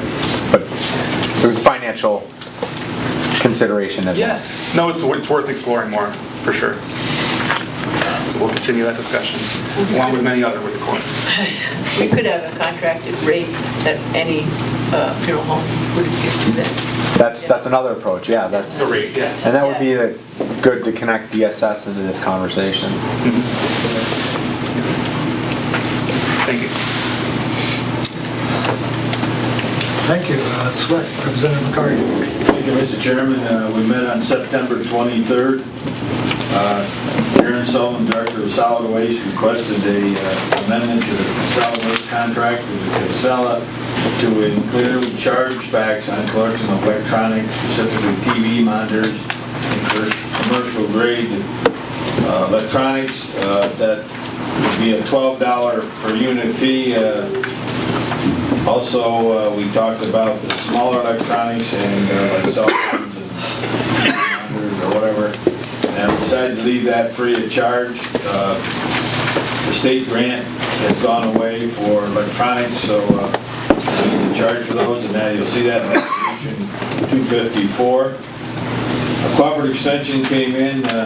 Jim Barber came in. Representative Sam was just about said everything that Jim had to say. We went over his mid-year report. We also want to note that Karen noted that Ag Implements meetings are held on the first Thursday of every month at 1 p.m. at CCE. You're invited to attend if you like. Jordan Clements came in. Our Deputy Treasurer Andrew Chrisman was there, and we went over some soil and water budget things. That's still in the process. We also went over the 2020 solid waste budget with Karen, and she came up with 3 different proposals to collect money, one increasing the tipping fee, the user fee, and the fees for recycling. The committee discussed it quite lengthily. And what the proposal was to move to increase the tip fee to $87 per ton, maintain the user fee at $20, and increase the recycling fee to commercial haulers to $75. That was approved in the committee. It still would have to go through the budget process and to this board, probably for next year. Jordan gave an update, expecting to receive the results of 3 grant applications by the end of October. He wanted to remind everybody the farm tour is scheduled for October 4th. He's working on hydros. October 11th. October 4th. No, it's changed. It's the 4th here. It's the 4th. Yeah, it's the 4th. He He changed it again. He changed it. It is the 4th? So It is the 4th. Tomorrow. Yeah. Yes, tomorrow, in effect. No, Friday. It's at 8 Oh, o'clock. sorry. Yeah. That was the original date he gave us, Michelle, but it did get changed.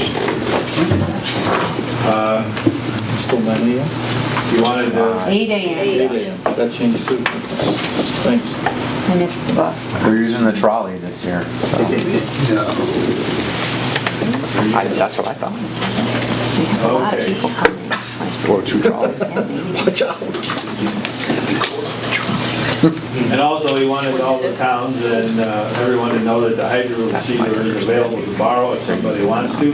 Maybe I'll miss the bus again. Karen requested the committee establish representative to serve on the butternut. I gotta put it on the record that I gotta thank Karen and her staff and all the volunteers that did an excellent job. I was down there at 8 o'clock. I was printing halfway to 11, kind of 11C at 8 in the morning, so it's really amazing what they went through there.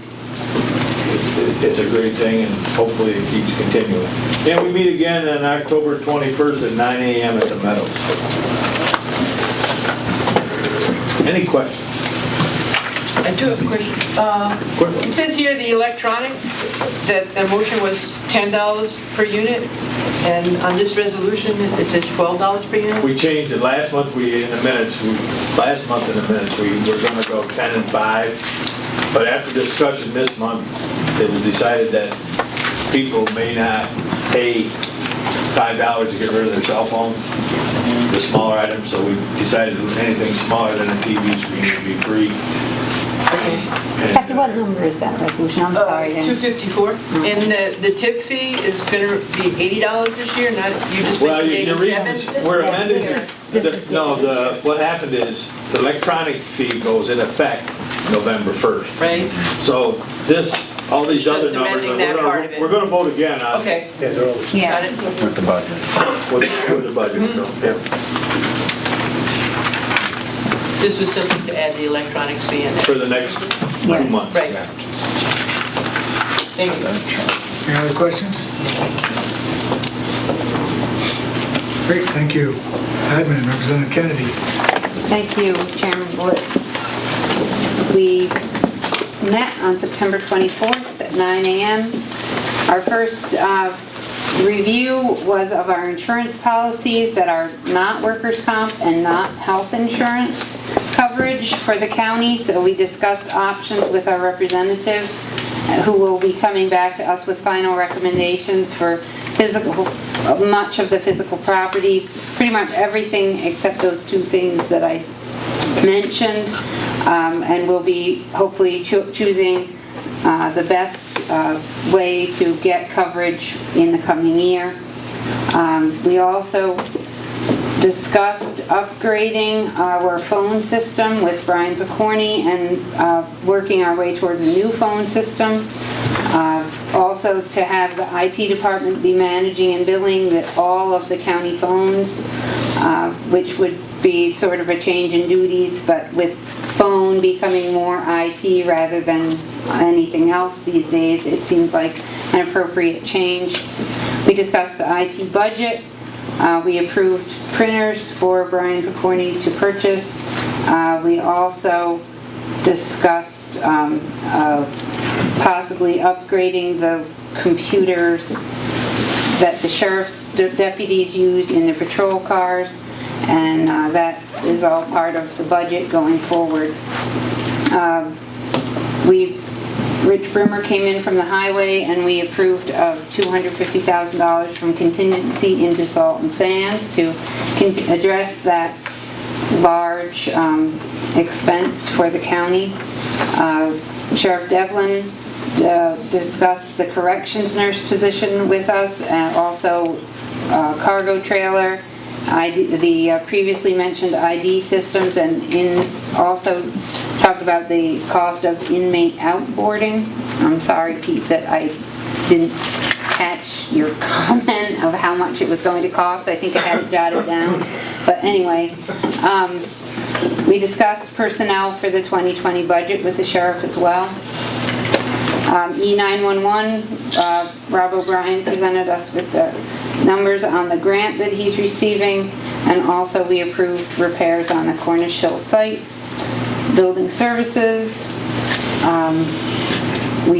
this has been thoroughly discussed already today with the cost overages and the transfers, which actually we don't think, I'm sorry, I went down. Did we transfer money to actually cover those overages, or no, we just approved the money up to the 1.5 million, so it's already in there. No transfers were approved. DSS, we renewed the contract with OFO and discussed budget and voted on some budget modifications for Eve. Board of Elections also needed some budget modifications to cover the cost of their new electronic voting and early voting services. Created a position for community services. Approved the expense for the solar array at the agency housing. Also would like to note at this time that the solar array is being paid for from our $250,000 grant that we were awarded by achieving the benchmarks for a clean energy community. So I think that's important that we know that. We approved trainings for the Child Advocacy Center, and also Penny Gentile presented us with the changes in the personnel policy, which we will be voting on today. We discussed setting up interviews for a third-party administration for our workers' compensation program. And our next meeting is Friday, October 25th at 9 a.m. Any questions?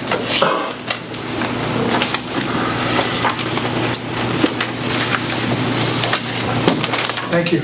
Any questions?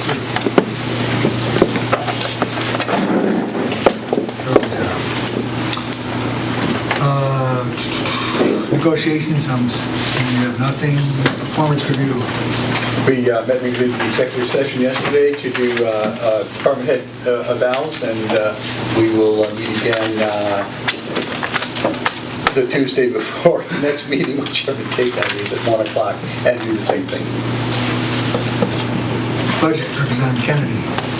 Oh, thank you, Chairman Wood.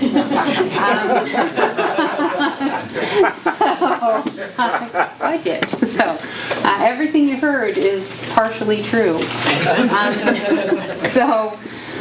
We are working with the treasurer on narrowing the gap in the budget between all of the appropriations that have been asked for, and our allocation to maintain within the 2% property tax cap. We discussed many new positions. We made some decisions regarding things that had not been in yet, and they are now in. Of course, it's a constantly changing mix, but we're working on achieving the best balance for the county. We're still discussing some new positions that were requested. Some of the allocations from outside groups are still being discussed, and we did invite some of those agencies to come in and discuss with us at the IGA level what their budget requests would entail for 2020. So hopefully by the time we meet again on 10/24/19 at 9 a.m., we'll have some more information from some of those other groups that receive an allocation from the county. It has been a priority to put the M&C to raise in at an appropriate level so that we don't get behind like we were behind. So that is of note. The committee has had many challenging issues put before us, but I thank the committee. I think we've been doing good work, and I'm sure that we will get there as far as closing down that gap. Any questions? Any questions? Next meeting? Oh, 10:24, 9 a.m. It's a Thursday. I already talked to you about this, Oh, but, yeah. and I don't see Andrew in here, but, we had talked about, in the past, the treasurer had put together a summary of the overall changes, kind of what's in, what's out, and, we haven't been getting that necessarily, and Andrew wasn't clear, obviously, because Alan would have led that, but, so I did talk with Andrew and he said he would put that summary together for us moving forward with all the budget meetings that remain. So To help keep track of, it's kind of a good record and measurable record of what we discussed. Right, and helpful. And the one thing, I had discussed this with Carol, that our budget committee minutes don't reflect those specific changes, so unless you're in the meeting or you look at the minutes, none of that is in the minutes. So that's where it's invaluable to have that summary from the treasurer, so we can all see kind of what the committee is discussing. Where we're getting. I just got an email from Andrew with some of that in it. So. That probably is exactly what we were talking about. Yeah. You must be reading our minds. I just have to thank Meg for her work and Andrew Chrisman, but also the fact that he's doing that from Africa. He has no obligation. He's doing a tremendous amount of work from a remote location. And it's remote. Let me tell you. He showed us the African veld on the screen. So I'd really like to thank Alan and note that the work he's doing while he's on deployment is above and beyond. And I would like to thank them for bringing the fund balance piece into the discussion earlier than in past years. I think that's very helpful. Correct. Okay, tech and strategic planning, Representative Marietta.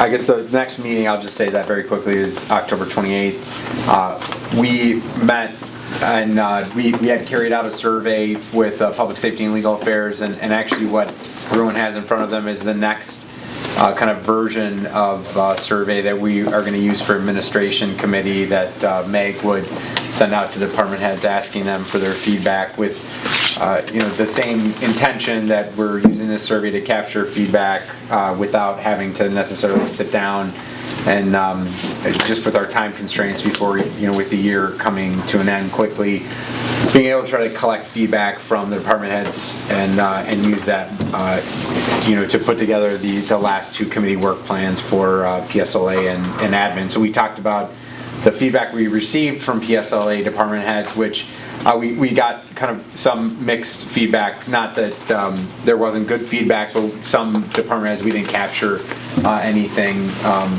They wrote their name in terms of opening the survey, but then they skipped all the questions. So we have some follow-up with a couple people, which I think we expected, and that's what we discussed at that meeting. And then in the meantime, rolling out the survey with the administration committee, and I think, and the purpose of kind of the strategic planning committee moving forward into the future. That was also a topic briefly.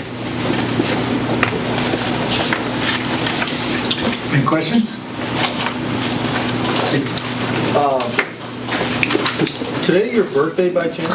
Happy birthday. It is my birthday. I thought I was going to get a committee question. It's payback. It's payback. It was payback, so remember that. Thanks. Congratulations. Thanks. Yeah, 25 again. Yes, I'm still very young. Happy birthday. All right. Any questions? Other questions? Okay. So, I guess we'll move on to consent agenda. Motion to dispense with the reading. Can we take a 5-minute break?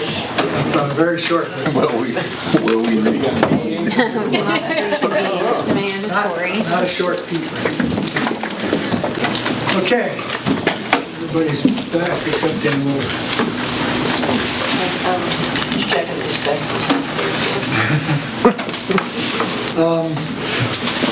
Motion to dispense with the reading of all resolutions. Second. All in favor? Aye. Motion carried. Is there any representative wishing to remove a resolution from consent? It's going to move quick. Resolution 238. 238. 251. 251. 253. Any others? Okay, call for action on the consent agenda. Oh, so moved. Second. Second. All in favor? Aye. Aye. Oh, we got roll call vote, I'm sorry. Roll call vote on the consent agenda.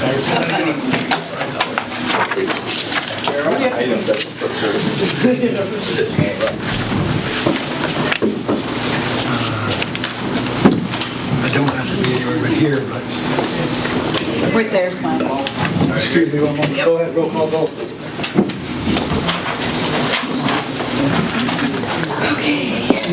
Frazier. Farwell. Aye. Clark. Stammel. Aye. Kennedy. Aye. Overacker. Aye. Bliss. Aye. Those are all our questions. Yes. McCarty. Aye. Wilbur. Ooh. I think we're losing. Martini. Mark Lappin. Shannon. Aye.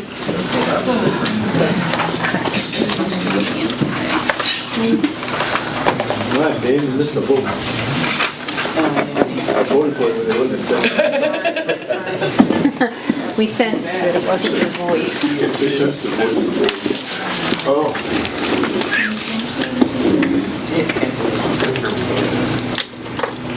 Yeah. 5,741 ayes, 0 noes, 487 absent. The consent agenda has passed. Okay, pulled resolutions, 238. Resolution 238, authorizing the chair of the board to enter into contract for roof recoating at the Otsego, at the county office building, Overacker, McCarty, Wilbur, Farway, Lappin. Second, discussion. So I pulled the resolution because there's a typo at the end where it says Cooperstown Office Building Project 1325A. It should read 1625A as far as the fund coming out. Any discussion? Motion to amend? Second. Second. This be a voice vote? Amend. All in favor? Aye. Opposed?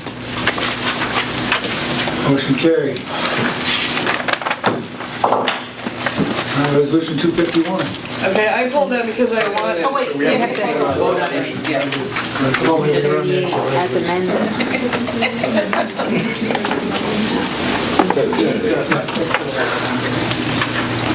Resolution 238A. Motion? So moved. Second? Second. Roll call vote. Frazier. Aye. Farwell. Aye. Clark. Stammel. Aye. Kennedy. Yes. Overacker. Aye. Bliss. Aye. Marietta. Yes. McCarty. Wilbur. Aye. Kotnick. Aye. Martini. Lappin. Aye. Shannon. Aye. 6,228 ayes, 0 noes. Resolution 238A is passed. Now resolution 251. Okay, I pulled this because I want to make an amendment to it, which I handed out this morning. We should have a second. I'm sorry, second. Second. Andrew, discussion. So, to review, in August, this board voted to adopt the revised policy for non-elected employees in Otsego County, and then in September, we had a confusion about whether the PRGS or the parent committee was going to evaluate the new department heads for their 6-month evaluation. So PRGS did not meet in September because the evaluations we had scheduled were rescheduled. So consequently, Penny brought the revision. Oh, so let me just go back a second. So we decided we needed to review the old policy and add language about the department head evaluation, 6-month evaluation into this policy. So since the PRGS didn't meet, Penny just used the language from the old policy and took it to admin. But yesterday, we did meet, PRGS did meet, and we wanted to change the language, which is on this amendment here, to say that new department heads will meet with the respective parent committee and the personnel officer for this evaluation, instead of just the chairman of the committee. So, because in the old policy, it was just the chairman that would meet, but it's been working well this year to have the whole committee involved in the process. So anyway, that's it. So it's just a really small amendment to this thing that Penny had taken to admin. So I'll make a motion to amend. Second. Motion and second. Any further discussion? All in favor? Aye. Aye. Approved. Motion carried. Nays? Motion carried. Now, Resolution 251A. Vote on that as amended. Motion, second. Roll call vote. Frazier? Aye. Barlow? Aye. Clark? Hamel? Kennedy? Aye. Overacker? Aye. Bliss? Aye. Marietta? Yeah. McCarty? Aye. Wilbur? Aye. Koenig? Martini? Lappin? Shannon? Aye. 6,228 ayes, 0 noes. Resolution 251A is approved. Resolution 253. So I pulled this because I thought it's a resolution proclaiming the month of October as Domestic Violence Awareness Month in Otsego County, and I thought pulling it would be a way to do a little more with raising awareness. And so I just want to read the first two whereases and the result. So, I'll second it. whereas domestic violence, which had historically been merely a family secret and an unspeakable act within that family to be covered up, is and should continue to be acknowledged as a crime in Otsego County.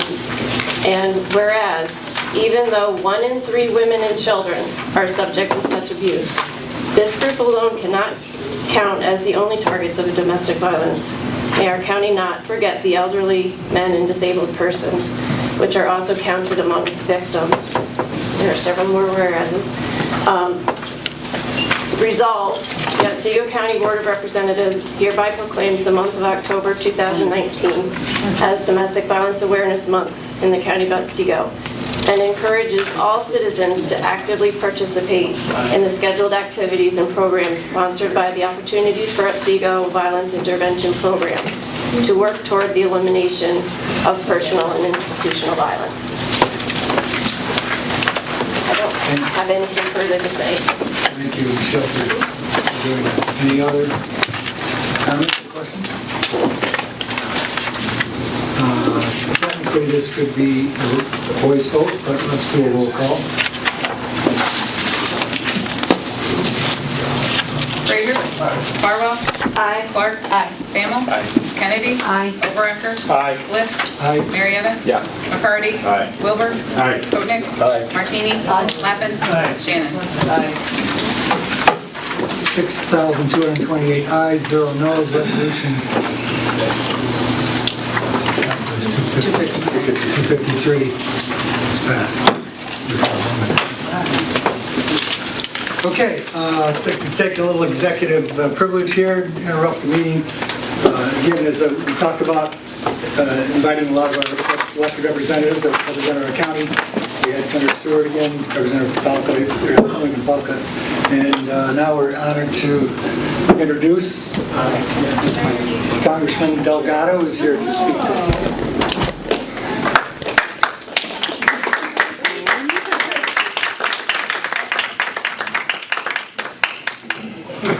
He's left the building. Well, that's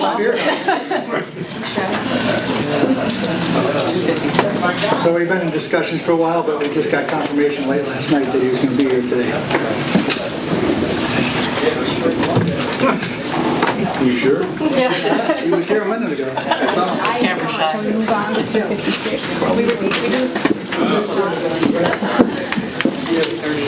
So, welcome. Good to be here.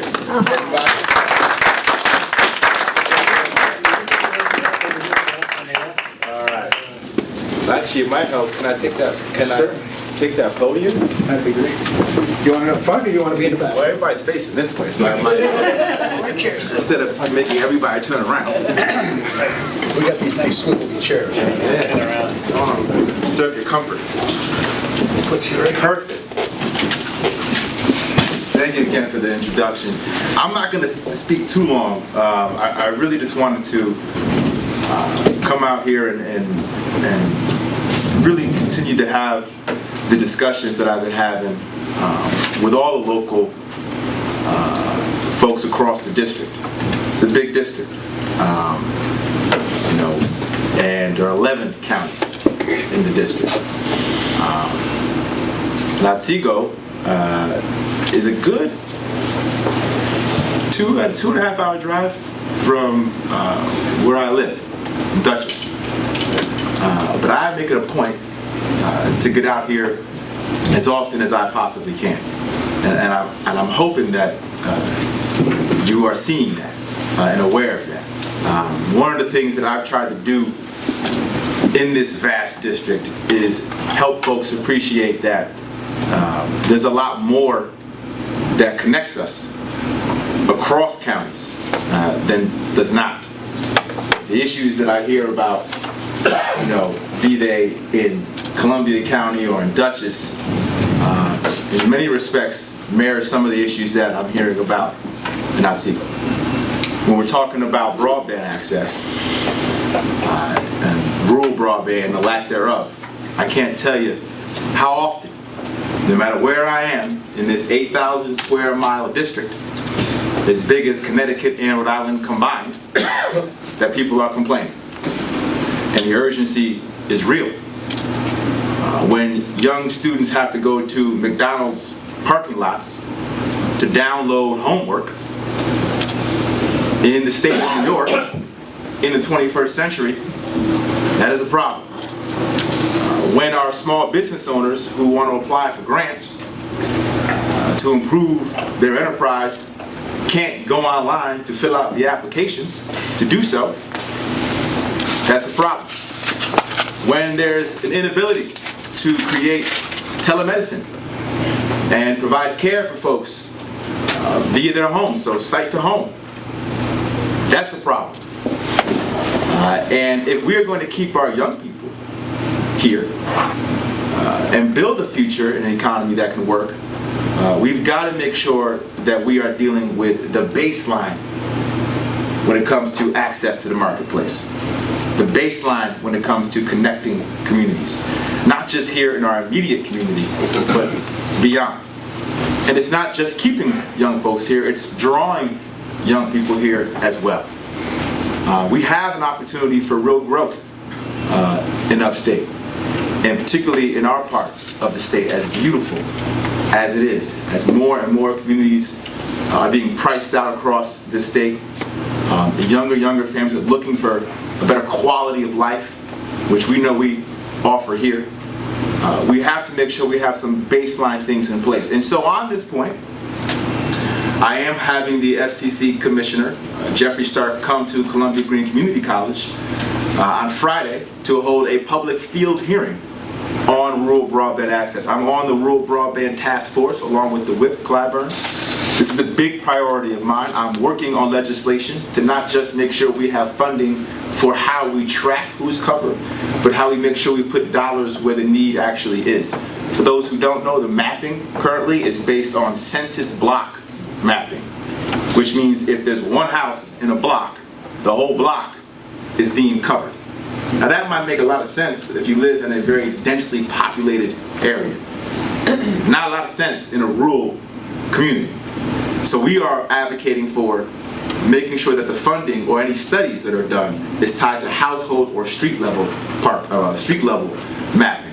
And on that point, during the appropriations season, I was able to get an amendment into the funding bill that said we will not fund this type of investment for rural broadband if it's only based on census block mapping. It's just not sufficient and it creates too much flawed data. So this is an issue. It's an issue that I know is critically important for the community here.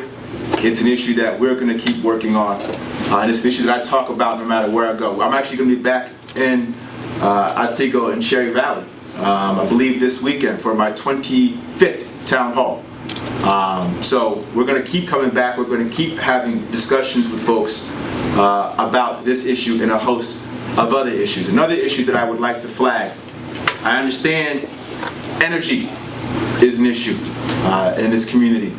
And the interrupter problem and what's going on with SUNY and how to best compensate with that.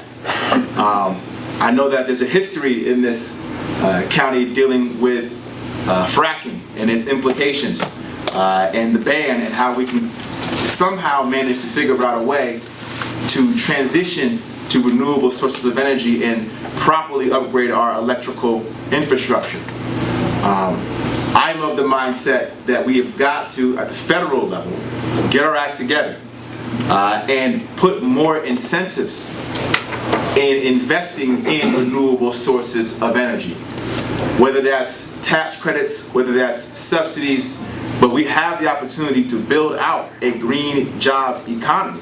Not just protect the environment, which is of utmost importance, but create a new economy for jobs and actual growth if we stop propping up an industry that has become outdated. Now, if we're going to do that, though, it also requires making sure we have a path forward for the folks who've been in that industry, we've been relying on for a long time. And it is not fair to look at those individuals and say, we're going to have to leave you behind. We got to have a path forward. That's why I introduced the Green Jobs Opportunities Act. Now, this bill, which has already 35 co-sponsors, is a bill that I work together with environmentalists, with labor organizations, to get everybody on board. And it was not easy to say, what can we do in a targeted way to get folks to take this issue seriously and begin the transition? It calls for a one-year study, Department of Labor, Department of Energy. If we want to get to net zero carbon emissions by 2050, what are the jobs that we're going to need to get there by? Are we filling them? And if we're not filling them, what do we got to do to fill them? Then once you identify that data, go to every single community college across the country and high schools and even middle schools and begin to create a pilot program to train our young people and to recalibrate our curriculum to take on these jobs for the future. That is, in my estimation, a targeted, practical approach to dealing with a transition to a green jobs economy, which is far more sustainable and allows for our environment to have a future. So another area that I think we could be focusing on, opioids. I know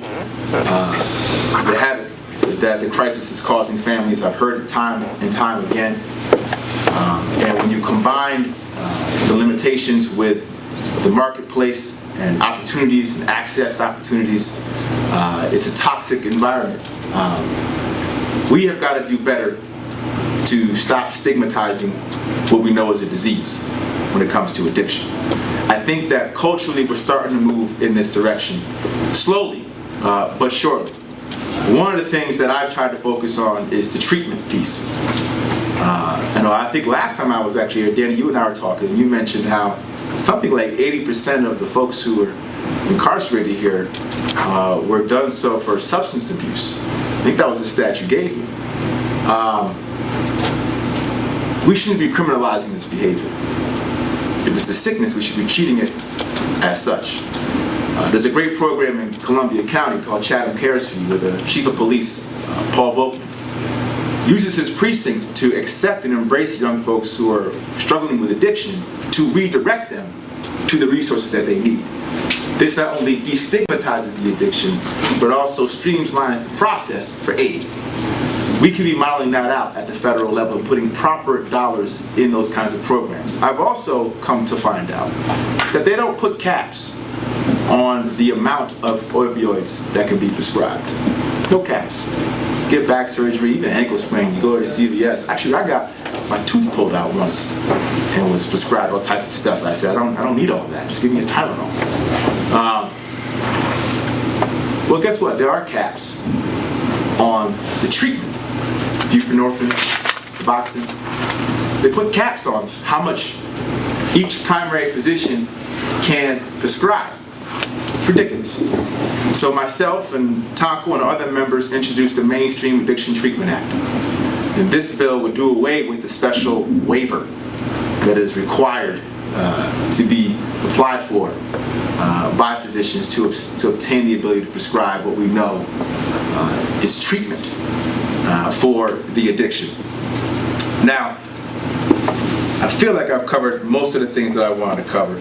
I'm sure if I haven't, you'll let me know. Oh, housing. Housing. I came out here, Mayor Herzig and I sat down with the Opportunities for Otsego organization, which is something I'm sure you know does amazing work, lifting folks out of poverty and providing resources and care.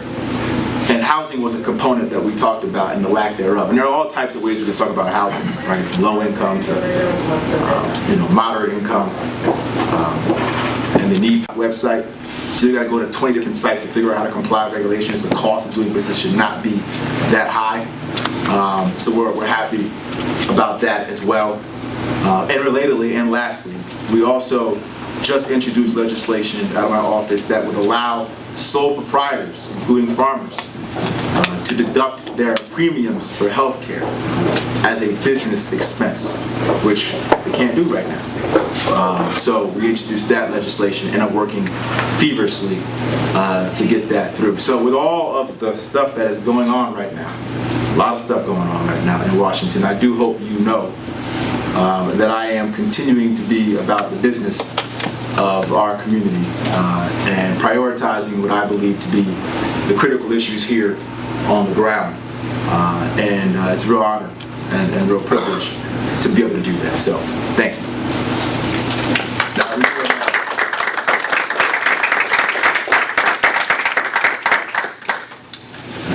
If you have time, we'd love to have a few questions. I believe I have some time. Well, let's do a few questions. Yes. Representative Kennedy. We are, myself and Representative Farwell are heading up an energy task force in the county. And we have 4 different groups working together on all kinds of topics associated with that. But at our meeting the other day, we had a report, and it brought up something that was of concern, that as we build through the green new energy, the infrastructure is not adequately in place in the upstate areas. I'm concerned that it might be overlooked. So as we're transitioning towards green energy, it all has to go through the infrastructure that's already existing, which might be overtaxed by the additional electricity going from these new initiatives, renewables. So I just wanted to make sure that as we move in that direction, that the upstate is not overlooked in terms of, if we leave it to market forces, I'm afraid that the infrastructure may never be built for us to participate in that new paradigm. So just... I think that's a very important point, and I appreciate you flagging that. I am on the Ag Committee, the Small Business Committee, and the Transportation and Infrastructure Committee. And, you know, I can tell you that the committee is working very hard to get something done this year, particularly around, you know, water infrastructure and upgrades in that vein. I've actually introduced legislation, you know, to pump more investment into upgrading our infrastructure, particularly the water infrastructure space. But you're right. It's in many respects, it's like this is an analog to the discussion around net neutrality. Right? When people say, you know, we need net neutrality, well, that's nice, but can we first get the internet. Yeah, exactly. And we've been waiting on Right? market Can we at least there first too. get on the highway? We can talk about the speed once we get on the highway. We first need to get on the highway, right? In the same vein, if we're going to talk about making sure we have a green job economy, well, we need to make sure we have the nuts and bolts, you know, and the infrastructure that allows us to make that transition. And here's the part, and you hit the nail on the head: market forces. There's a tremendous role for the market to play. I believe in the value of capitalism. I believe in the value of incentivizing ingenuity and risk-taking and individualism and all the benefits that can come about. But it alone, when left to its own devices, can have the effect, a disadvantageous effect, on communities that don't lend themselves to high profit margins. So if you are a community that is not densely populated, right, and you don't have the demand that you need to draw in investment from market forces, which is a purely rational decision to make from a market frame set, no judgment there, just free, you're making that choice, folks get left behind. Investments aren't made. And some would argue, and I'm certainly one of those folks, but that's part of the role of the government, to promote the general welfare, to allow the market to do what it must, but not to the degree that folks get left behind and there's a gap. And so for us, it's about making sure that we raise the revenue and we have the ability to invest that revenue in public works, like meaningful infrastructure. For every dollar we invest in infrastructure, about maybe $1.50, $1.80 back. It pays for itself when you put the people's dollars back into people's pockets. And so I think that, for me, is a critical step to address what you're talking about. Yes, sir? To your point about leveraging the resources of the government, we were talking earlier about our continued significant costs and increasing costs around waste management, especially recycling programs. And New York State, now we have this opportunity to implement a paper bag fee and the restriction around how that 5 cents would be shared. But at the federal level, I mean, this is, to your point, New York State can do what it can do, and the county can do the very limited options we have. But at the federal level, it seems like if we're going to be dealing with our recyclables and we can't rely on other markets, then what are the business opportunities? Is that discussion going on? How do we better address this huge increase that's impacting municipalities all across the U.S., but especially here in New York State? Yeah, no, that's why it's important to get on the same page from the local, state, federal, right? If we're not in sync right now as a nation. We're not in sync in terms of how we are contending with the science. We're not in sync with what we're trying to accomplish. There's a lot of noise out there. A lot of points of views that I believe are not helping us build consensus around the way forward in this space. And they're coming from all directions. And it's important to get to a place where we can have conversations about this issue. I mean, listen, we're talking about, I have a hard time engaging with anybody on the issue of the environment and transitioning in this direction if we at least can't just start with the science. And let's first get on the same page about what the science is. And once we understand there's something that's happening to our planet that is profoundly problematic for future generations, and how we can mitigate that through various means has to be tackled to some degree. It has to be. If we care about the future of our planet, if we care about the future of our children and our grandchildren, you can't hold both points of view. You can't say I don't care, or I care about this but don't care about it. You can't. You got to decide. If you care about the future, you got to invest in this somehow. And we have got to get to a point where at the national level, there's a real commitment to aiding state and local actors who've taken those steps into incentivizing with proper resources and supplementing the work that's being done at the state and local level to facilitate this transition. And I wish I could give you an answer that would speak right to what you've asked. But the challenge is that we are currently in a political climate where unfortunately one of the most important issues of our times has been rendered a political football, which is a sad thing to consider. That something of such magnitude is being kicked about and not lending itself to any real robust conversations, particularly at the national level, where that sets the tone for the country and how to proceed on these matters. And there's a commitment. What's the vision? What's the vision? And then the last point on this, people talk about what is the vision.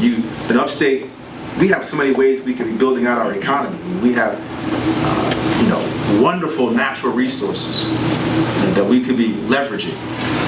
It should be the breadbasket, of this entire region. And with investment in protecting our environment, we aid our farmers as well to grow and have healthy soil. That's a critical piece to all of this.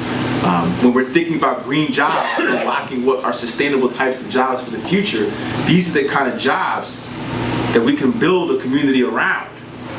We don't have big manufacturing plants like we may have had 40 some odd years ago. So what is the new model for creating sustainable economic growth? And it's not going to be a silver bullet. It's not going to be one thing that answers all the issues. But to me, this is a lane where we can do a lot of growth and create a lot of work for folks if we all, from the top down and the bottom up, stop politicizing this and get to just the facts.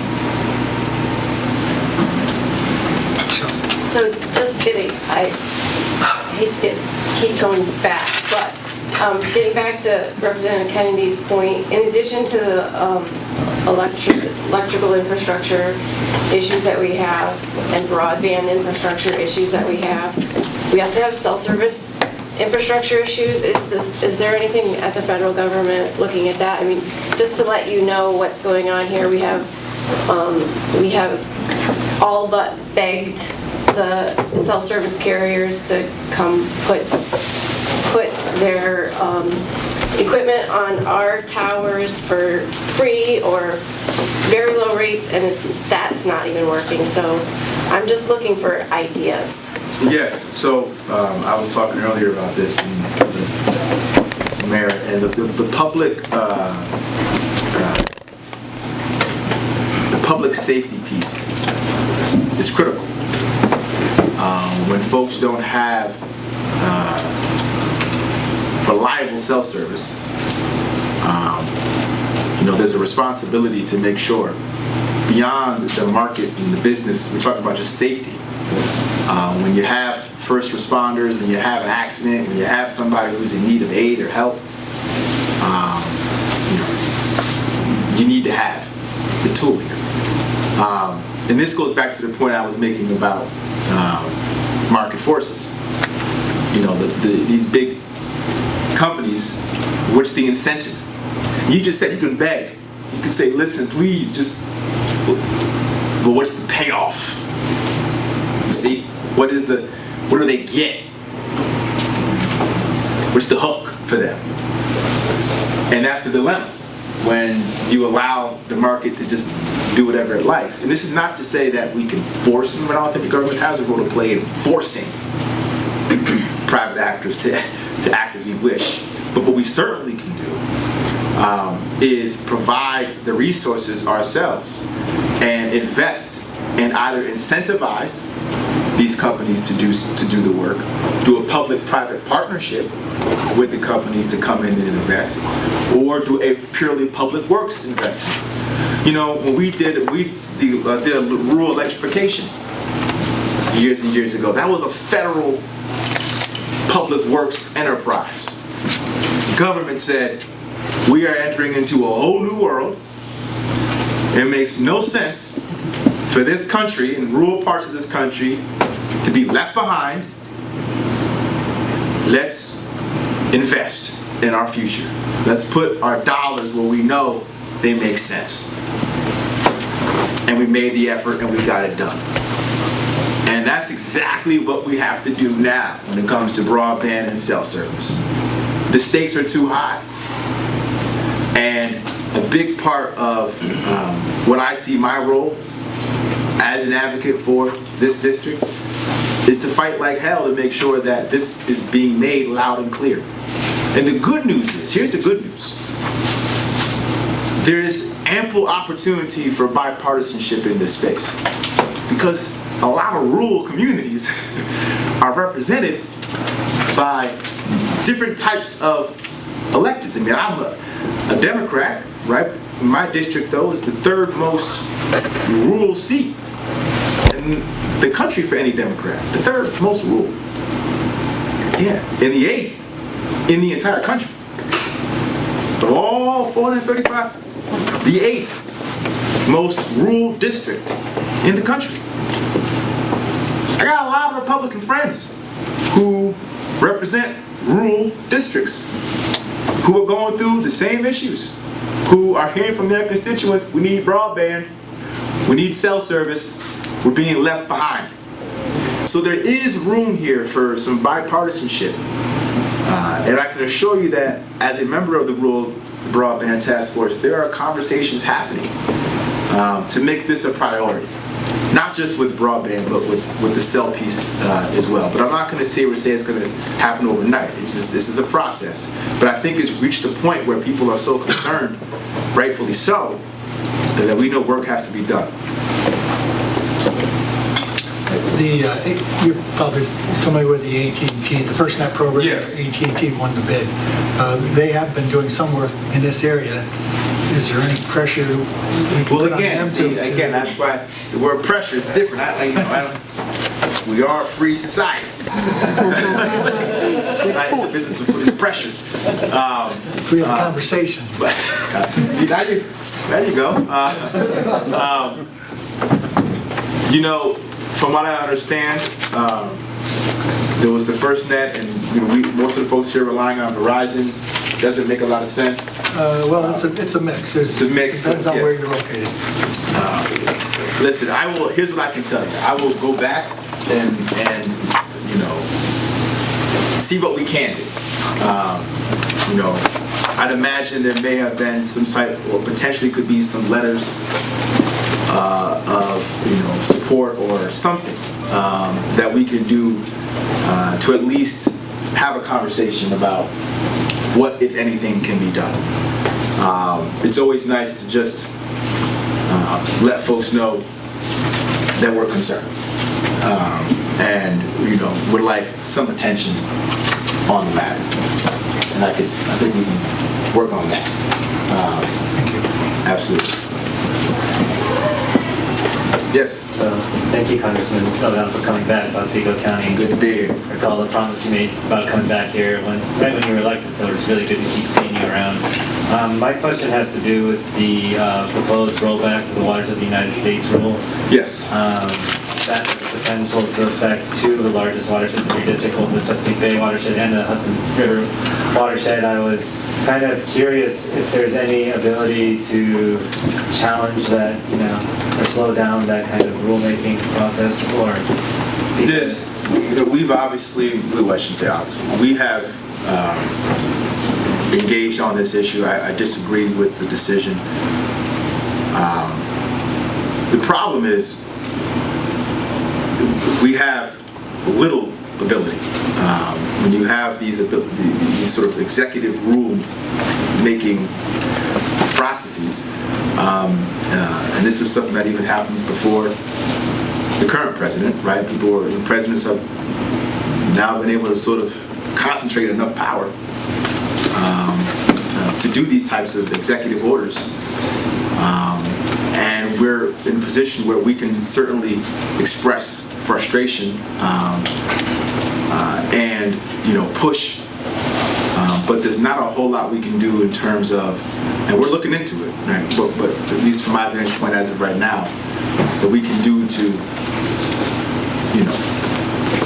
push it back or resist it from actually happening.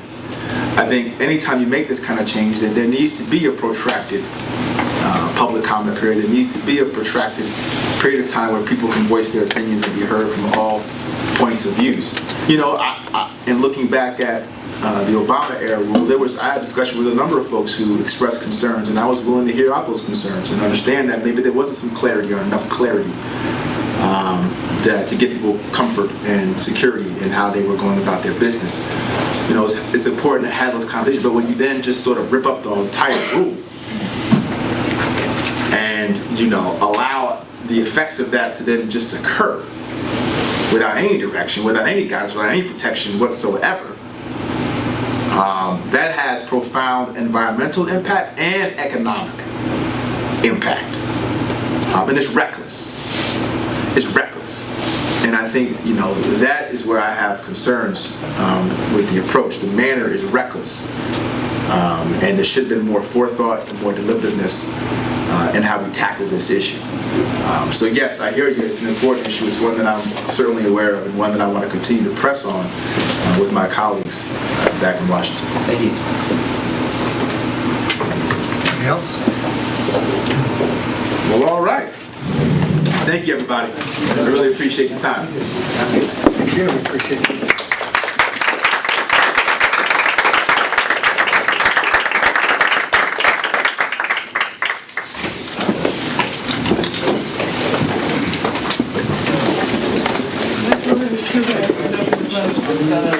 All right.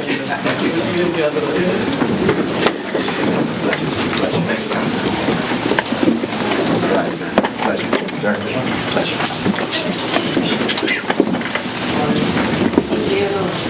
Thank you. Good to see you. Thank you, conversation.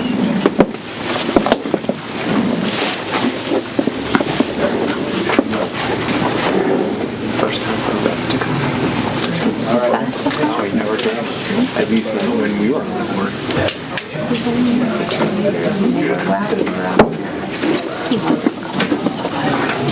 So the only time they were help and he didn't bring it. No. None of his aides brought it. We never, in our first 2 years,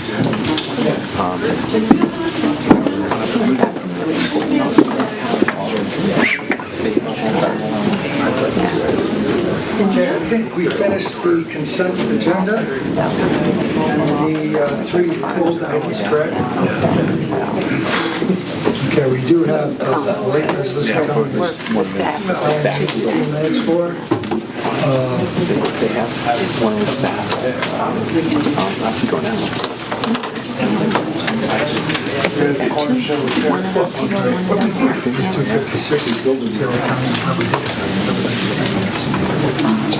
Okay, we have resolution 256. It's not on the consent agenda.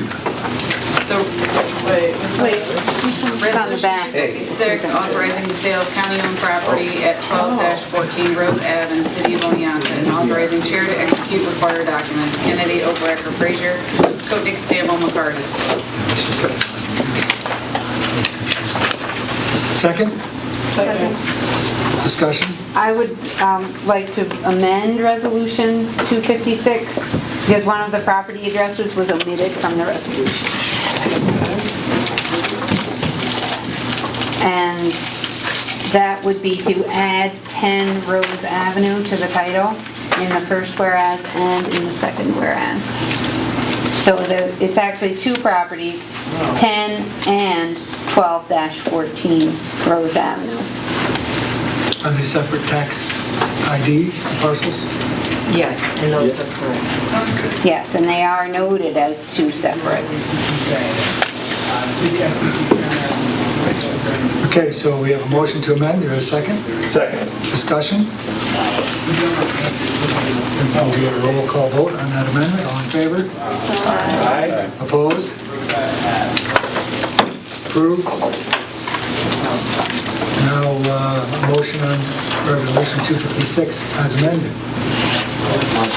Second? Second. Okay, any discussion?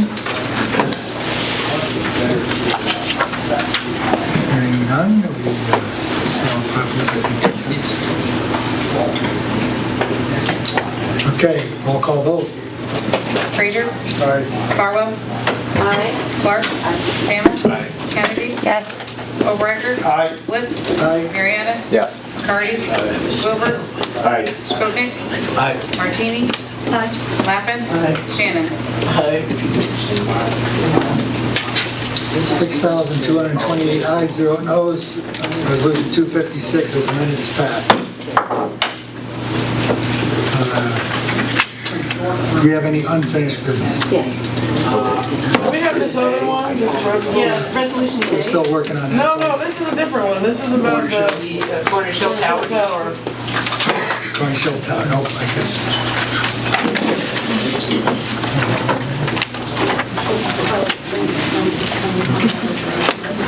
Okay,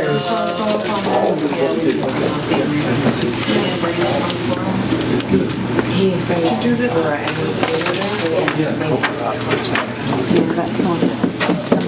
okay, if there are no objections, late resolution.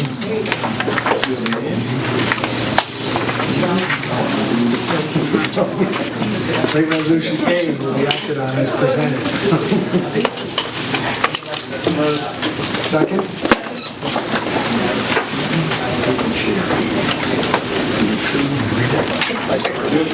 Okay, late resolution A will now be 257, authorizing the chair of the board to contract with Bill Claudy Contracting for repairs to the Cornish Hill shelter. Fraser, Wilbur, Stanwell, Farwell, O'Brecker. Discussion.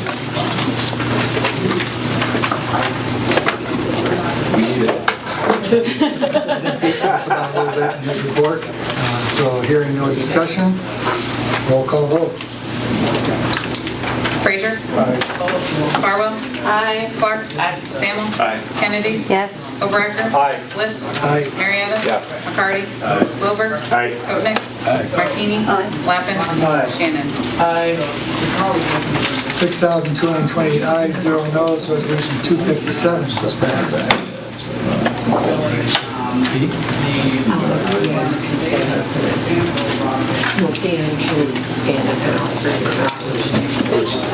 Mr. Chair, I'd like to offer a resolution from the floor, if I might. Most of you know I'm not a fan of resolutions from the floor. However, the timeliness of this subject does not allow it to go through committee and be weighed by committee and then forwarded to the board. So I ask your forgiveness of that and a motion from the floor. And it is the, I don't have a resolution number for it, resolution calling on the New York State Parole Board to deny the parole for David Dart, the convicted murderer of Milford resident Jillian Gibbons. Myself, whereas on September 12th, 1989, David Dart brutally murdered Milford resident Jillian Gibbons, in a parking lot in the city of Oneonta by stabbing her multiple times with a large survival knife. Whereas Jillian's body was found lifeless and with wounds consistent with a brutal and vicious attack. And whereas David Dart was convicted and sentenced to 25 years to life for Jillian's murder and is currently serving said sentence at the Fishville Correctional Facility. And whereas at the time of his conviction, David Dart threatened Jillian's family and has failed to ever show remorse. And whereas David Dart is now being considered for parole and has a parole hearing scheduled for November 4th, 2019. And whereas David Dart has denied release on multiple occasions, and whereas the family and friends of Jillian Gibbons can receive no relief from a lifetime of pain, suffering, and loss.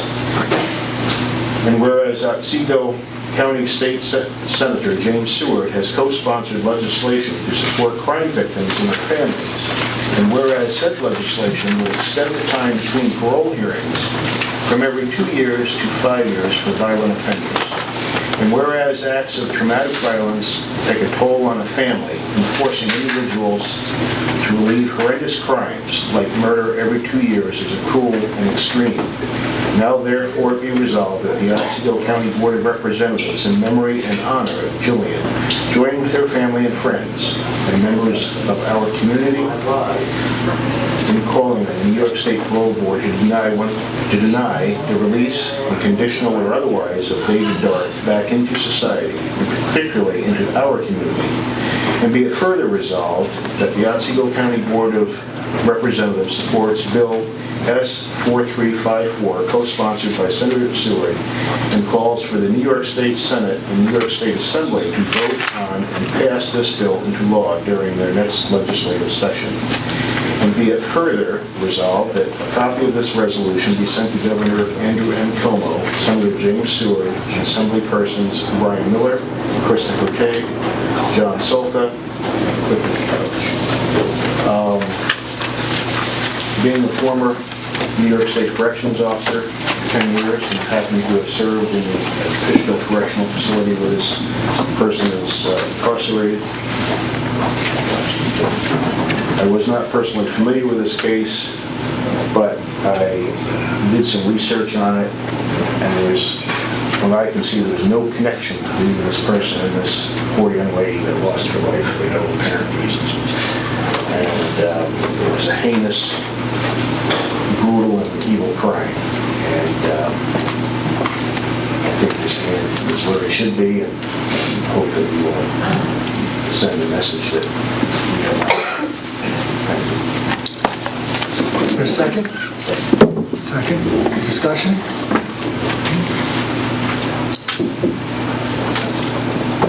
Well, discussion? Yeah, last night, and I understand why. I understand that it just came up. I'm not. This is pretty significant, and I'm sure everything you've said is true. But I don't feel ready to vote on the parole system of New York State after having zero time to learn about it. I really know nothing about it, so I'm going to abstain. Anyone else? I mean, Dan, I definitely understand why you brought this forward, and I appreciate the sentiment behind it. I can definitely get behind the part of it supporting the Senate bill, but I think the other part of it is tougher for me. I mean, I think personally, certainly, I don't want this individual back in my community, but I think when we're talking about the legislative branch trying to interfere with the judicial branch, that's where I start to get uncomfortable. I mean, I believe in the rule of law and the separation of powers, and I have to have faith that the parole board will follow the proper policies and will make the right decision. I think, so I would like to see that added maybe into a resolve, that they will follow the proper policies and give it due diligence and whatnot, but ultimately I can't make that decision for them. They need to follow the law and their procedure. Anyone else? I guess everybody knows that I'm like to have a chance to do my homework.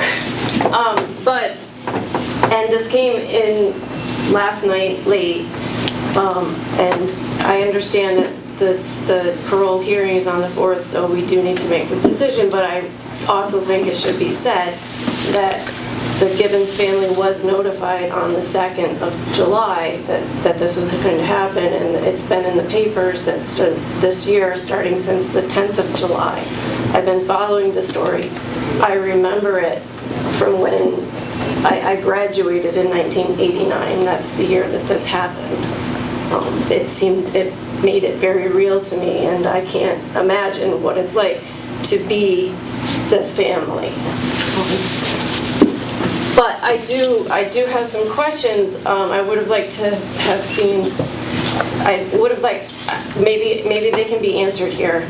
So, what does it mean 5 years for violent offenders? Is that all violent offenders for offenses for what people could end up in jail for? I guess that's a question I have. And another question I have is this something that is done normally?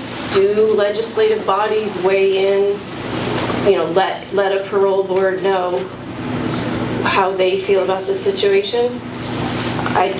I would like to know those answers.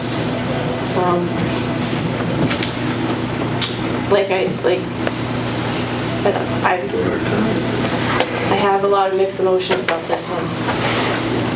I would, back to Andrew's comment, I would be agreeable to, amending it to people more comfortable with wording towards the parole board following proper due diligence procedures, which I would hope they would do. As far as Michelle's comments, my reading of the bill would be that it is restricted to violent felons, violent individuals that have committed violent crimes as opposed to non-violent crimes. Yeah, but so it'd be all violent crimes? Correct. So... including domestic abuse. But not so every 5 years, and they wouldn't necessarily have committed murder. Correct.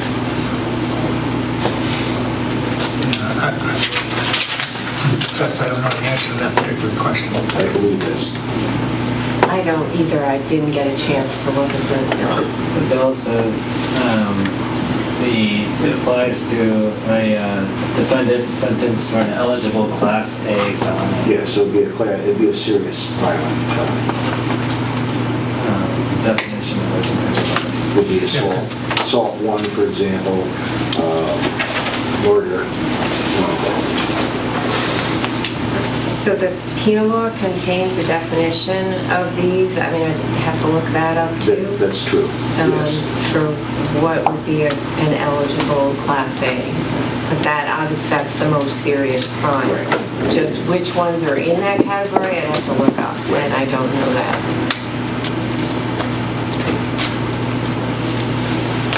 Anyone else? I mean, if you want to take a break, I can look it up. What do you want me to do? I'm fine with that. If you want to take a quick break to give her an opportunity to put that up. Yeah, I think how I feel about that bill depends on that a little bit. Okay, well, I guess I have it, a list of it. It's the first degree murder, first degree arson, terrorism, and first degree criminal sale, possession of controlled substance. And then there's Class A2 felonies, which are predatory sexual assault, second degree criminal use of a chemical or biological weapon, second degree criminal sale or possession of a controlled substance. First degree assault, which is a pretty brutal assault. You're looking at New York penal law, correct? Yes. I can verify that. It might be worth verifying. I could be mistaken. Danny, are you looking at a copy of the bill? Oh, I have it under the penal law right here on the website. But there's more. I think there's a number of them. It says under that the code references too, so maybe you can take a break and look at them. Yeah. Let's take a quick break and let research, because I think she has access to records that we don't, data that we don't. Doesn't have access to.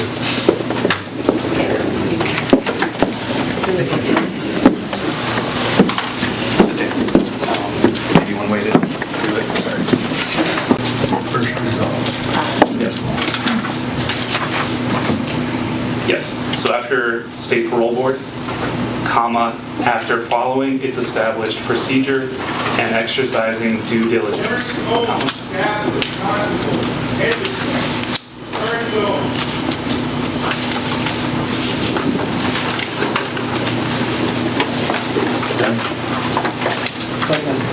Sounds right. Is that? I'll accept. Yeah. You second it, Dan second. So any other discussion on that?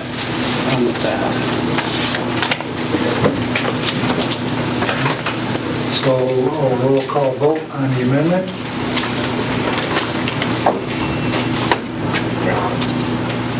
I'm sorry, I don't need a roll call for this. We can do a voice vote on the amendment, correct? You can do whatever. All in favor of the amendment? Aye. Opposed? Passed. Now we need a motion on 258 as amended. Second. Discussion.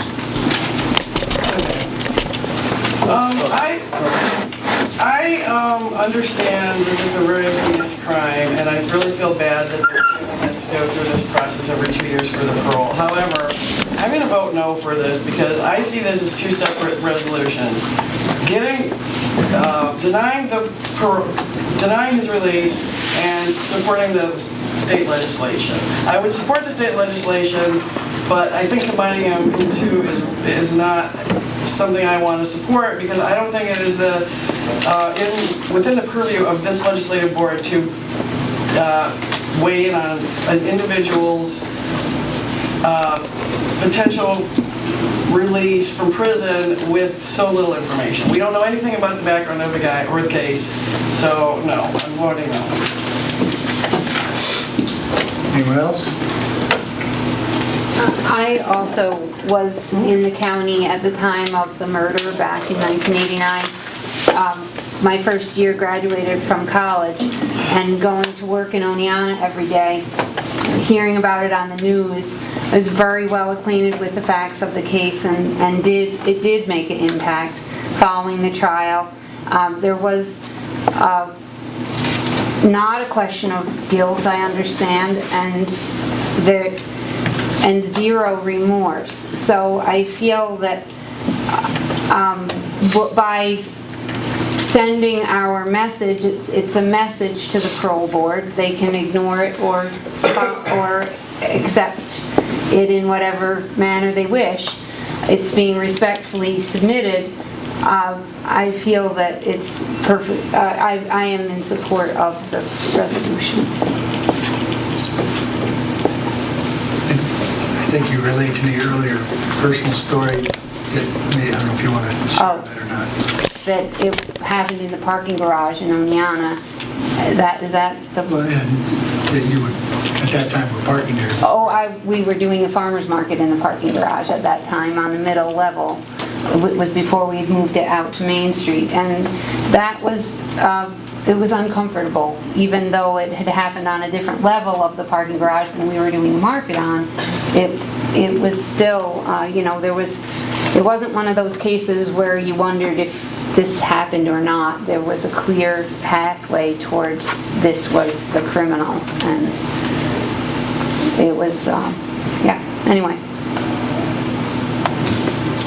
Thank you. Any other comments? Okay, roll call vote, and this will require 2/3, correct? Oh, it comes before, sorry. Frazier? Aye. Farwell? Aye. Clark? Aye. Stammel? Aye. Kennedy? Aye. Overacker? Aye. Bliss? Aye. Marietta? Yes. Hardy? Aye. Wilbur? Aye. Koenig? Abstain. Martini? Aye. Lappin? Aye. Shannon? No. 5,541 ayes, 339 noes, 348 abstained. Resolution 258 amended is passed. Thank you. Thank you. If there's no other business, we'll adjourn the meeting. Thank you all again for putting up with us. Thanks, Dan. Appreciate it. Not an easy thing. It isn't an easy thing during that process. For the future. They're signed by for each section area, And then, in other words, every time you have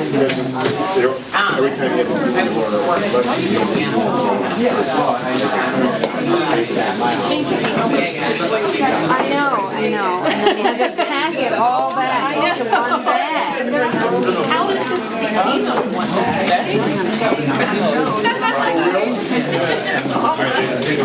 Hey, see you Monday. You won't be there Monday. Do you think you might be able to come to help Ed on Monday because, okay, because, no, but about the budget for CC. Oh, John's gonna come too. I know, but I think we're gonna have to make a decision right now. If we're gonna do the field crop team or we're not. So we don't go through this again. Right now, I talked to Andrew about it, but right now the allocation, and this is what Keith and I were discussing at strategic planning, the allocation he took away from budget was 202, so. Maximum. Yeah. Maximum. Well, But we also said the committee hasn't made a recommendation yet. And that was. And we also want some actual feet on the Cheryl. Right. I mean, he's coming to the committee meeting with the budget. All right, well, we'll see. Hopefully he's gonna give us some more stuff. He's not gonna give you more on top and field. He's not gonna give you specific. He might as well not even come. I know you're taking the path and projecting it. No, but, I think the one, I think the, I'm not sure what the. Well, see, the budget people are gonna ask the same question, and that's why it's concerning. Because they wanna know how many farms, how many acres are we served by that. But you're just trying to like dodge and weave around all of it. It's like, just tell them. They're not